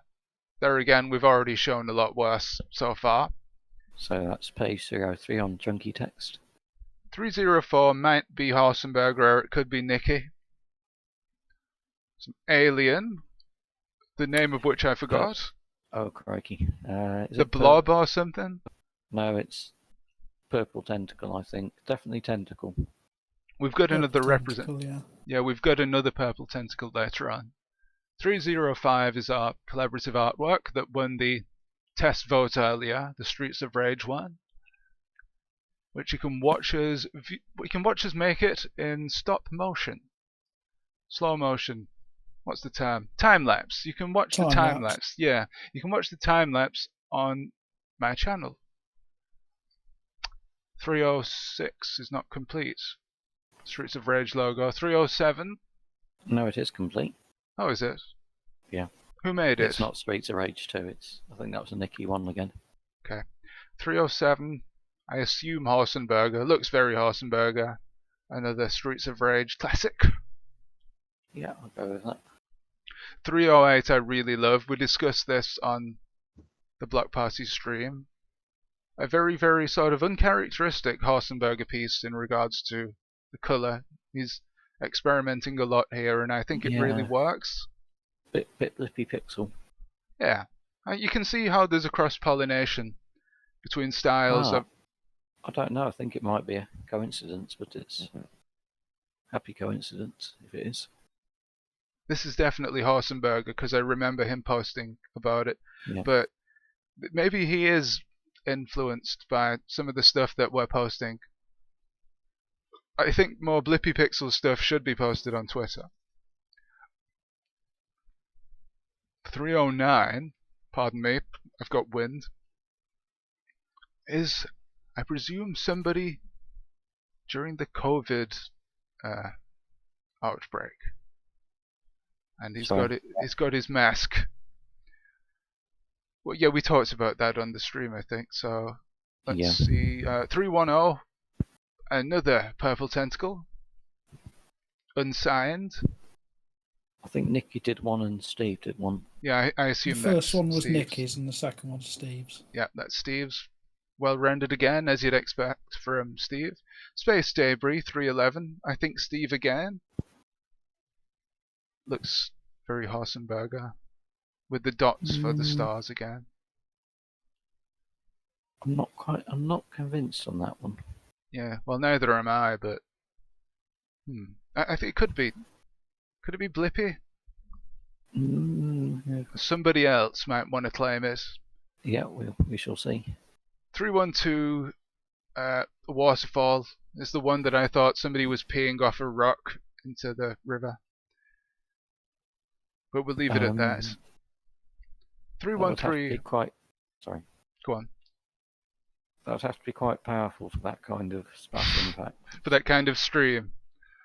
Yeah. Well, there's a stream you could excuse as it's tricky to render a very thin line in chunky pixels, but the splash impact is just... I'm glad we discussed these important things. Well, 314, I'm not sure if there's a revealo going on here. 30, Ali says 309 is very good use of the big pixels. What was 309? Oh, yeah. 309. Oh, yes. The lockdown guy, I think. Is it Lockdown or is it Star Wars? Oh, could be Star Wars. Those desert persons with the hoods. You can tell I'm a big Star Wars fan here. A mudman or something, or a sandman, maybe. Yeah, I think they were in the deserts. They kind of scavenge bits and pieces. I'm not sure who did the one on 315 of Manic Miner, but I quite like it. Yeah, Good. that's Steve's. Chunky pixels. You got to be. Well, I think the foot's gone a bit funny on the third frame, though. That's the only thing that. Or has it? He's kicking a football, I think. He has clown shoes. Yeah. There's just a bit of inconsistency on the resolution that's just... It's his shoe, I think. But anyway, be careful with this sort of thing, because you might get sued for doing Manic Miner pictures. No, that's why. It's a legally distinct interpretation of. Change a couple of pixels and you're fine. There we go. 316. Legally sensible. 316 is a swamp by Blippy, I presume. Yeah, very, very Blippy. 317 says, press the button to see a letter by Stuart N. Bardi. But you'll have to go over to... reveal. Yep, go to 317 on Chunky Text to see that. 318 is the toast page that we made during the block party, and calls terminate in shame. There's a lot of innuendo going on here. Yeah, I think the late century maybe went a bit too far. Just lost a bit too much of the form, shall we say. Made things look a little bit flat. It was hard to give a sense of depth without being a bit rude, really. So. Yeah. I love the text here, as brown as you like, but let's move on. Yes, it's the text that sells it. Blippy on 321 again. I think that's a nuclear bomb. 322 we've done. 324 is Blippy again. Yep. A big tree, I think, overlooking a field. Perhaps? Yeah. 326 is also Blippy. He's submitted quite a lot. Very distinctive style that he has. You can spot it a mile off. And the sun is actually in yellow this time. So, excellent stuff. Now, 327 is something that Shaliga was talking about earlier with the Spitfire. Yeah, that's a tribute to my granddad, who came over here in the Second World War to help fight. And as a newbie, yeah, it's really difficult, isn't it, to get the curves and the colours, which is why I went for the monochrome. I'm sure I'll learn better ways of doing this in the future, but for now, I was quite pleased with the way that the wing came out, if nothing else. It definitely works. It's a nice little drawing and composition. Yeah, very good. And a good tribute. One that we could use on the 11th of November for many years to come. Let's have a look what else we have. Oh, we've got another piece by Shaliga of Crash, which I really like actually. These lines that we've got going here, the curved lines. And this tricky one to capture. Spectrum. Anything to say about this one, Shaliga? Sorry, I'm just waiting. Oh, there we go. Yeah, I couldn't quite fit in ZX Spectrum, which is why I went for my name in the middle of it. And this was based on a very early Crash cover where there was a surfer guy and there was a wave reaching up into the top of the page and then coming back down. And at first I had lots of lines for the wave and it just wasn't working. You couldn't see what was going on. So in the end, I minimized it and I was trying to make it a combination of the Crash logo, the wave reaching up and coming back down, and the spectrum colours in the bottom right hand side. And I think it works very well. I love the fact that you have signed this, so we do know it's yours. A creative way of signing it, I think. Thanks. So 331 is Lockdown hand. We're nearly at the end of the artworks that I have. I don't think we're going to get time to go on to the Chunky Fest extra ones. But Chunky Text will remain open for yes, so some time. you can go and take a look at those. Please do. This is by me, this one, the Lockdown hand, and it's just my own hand, basically, how it became all ruined after about 3 weeks of quarantine. At least you had flour to bake. Say that again, sorry?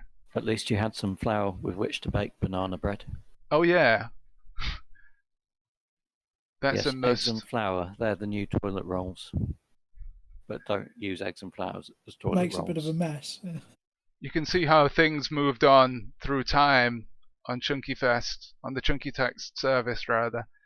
How the memes changed from toilet roll to banana bread and so on.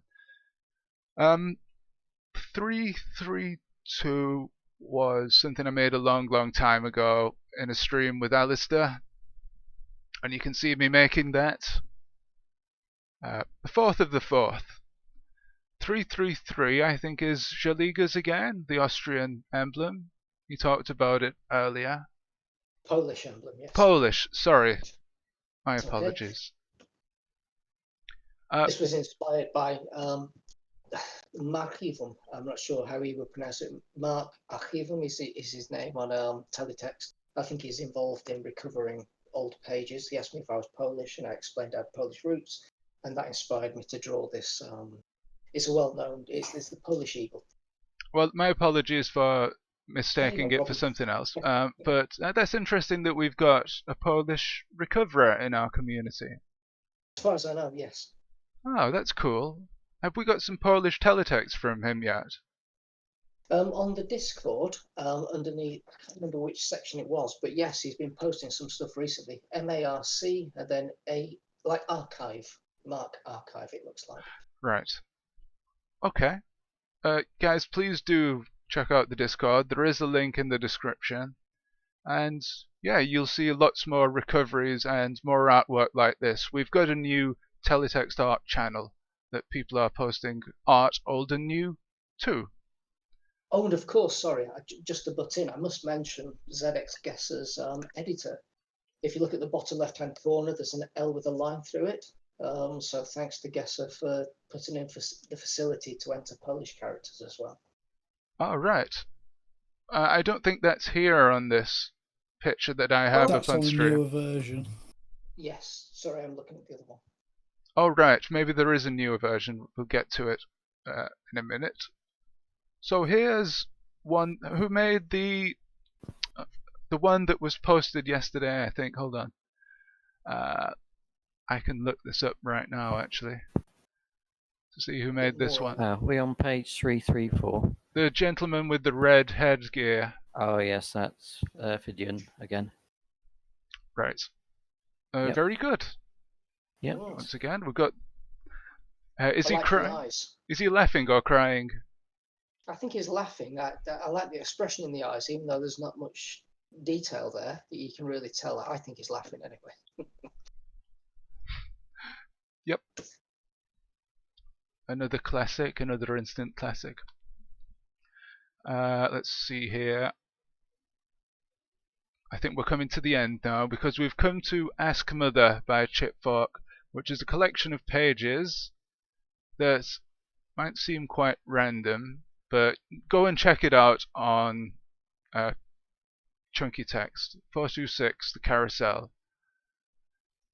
And I'll just flash a few of these up on screen that you might be able to Can read. you stop with the one about the Blade Runner, a video game interpretation of the film score by Vangelis? Yes. Probably one of the weirdest licensing situations for a computer game. I can't remember if the developers on thought they got the license, but they hadn't, so they licensed the music instead. Yes. The game itself is less interesting than the fact it wasn't based on the movie, but based a video game interpretation of the film score on the ZX Spectrum with 1-bit beeper music. So, and I think that concludes all the entries. Now there are some more, as I mentioned, and more are being submitted all the time to yes, so in a Chunky Fest. very real sense, the party never ends. Well, the block party never ends, baby. But Yes. I'm afraid that's it for us tonight. But there are a couple of things to say, like please do vote for your favourite artwork at Arbitrary I'm going Files. to check in on the results again. If you can keep talking for about 30 seconds while I reload the pages. Sure. Let's have a look at the art contest page. So this is at arbitraryfiles.com. Now, you can't actually see the URL on screen, unfortunately, but it's, arbitraryfiles.com. Yes, not much change on the novice category in the votes so far. And here you can click on the different categories. Please do vote. You get 1 vote in each category. And you've got a list of all the artworks, a handy list of all the entries on this page as well. Yeah. But veterans category, that's getting a bit interesting now. Let's just have a look. The MF35's just squeaked into the lead. Oh, right. Mr. Biffo's got 1 vote. So yes, could be quite close, this one. Indeed. And I am going to vote right now for... I've got to refresh the page to vote. We don't quite have time to pick our favourites, but I am just going to say that I am voting for David's picture in the veterans category. There you go. Better not vote for you then, because that would seem suspicious. Yeah, please don't. Eurovision situation. People vote for your favourite. Go ahead. Somebody do my vote now. Somebody wanted to say something? Maybe? Then? No? Yep, so please do go and vote. Links are readily available on Twitter and elsewhere. But from us, that's just about it, unless anybody else has anything to say in closing. Thank you for entering, everyone. And thank you for sticking with what would have been a short introduction to the contest, which has gone on just a little bit longer than planned. Yeah, 3 hours. Longer than planned. 3 hours and 45 minutes. But looking at the viewer count, I think we know our audience are in it for the long term here. Yeah, I don't know if I'll be able to edit this now due to the length, but we'll see. We'll see about that. But yeah, thank you to everybody who participated in the block party on Saturday.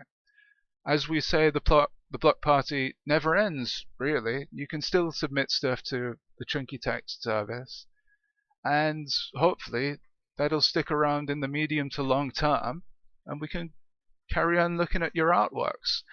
It's been suggested that we could do more regular streams like this on maybe a monthly or weekly basis, where we do things like look at the latest entries to Chunky Text or make some more collaborative artwork. Because I think a lot of us really enjoyed the BLOCKDOWN party, and I hope you did too, the viewers and everybody who participated. We will be back, and the contest is open until... Sorry, the voting for the contest is open until 8 o'clock in the evening next Saturday. So we'll probably be doing a little results show. Yeah, we could do that, couldn't we? We can keep it down to less than... Is that a silly question? I knew this would overrun because of the amount of artworks. But yeah. I hope we've given everybody a fair shake. It's a nice problem to have. So. Yeah. And they'll be going up on your website in due course as well, won't they? Absolutely. of backup for chunky fringe failure. Not chunky fringe failure, that's a different kind of failure. Chunky text failure. Chunky fringe might still happen. We'll have to see this year. Chunky fringe might still fail as well, so it still fits. It's what gives it that true digitizer feel, being on the edge of disaster. Indeed. So everybody who entered an artwork to Chunky Text that we looked at tonight, I hope we gave you a good first shake. Sorry we rushed a bit at the end, but hopefully we gave you a little bit of a critique, a little bit of our time on the stream. And apologies if it was a little bit weighted towards the beginning, but there we go. Thank you very much for joining us. Yep, thank you everyone. All that's left to say is Kayanara, and join us again for future streams. Right, good night everyone. Bye. That was great. Thank you very much, guys. Cheers. Cheers. Good Bye. night. Bye bye.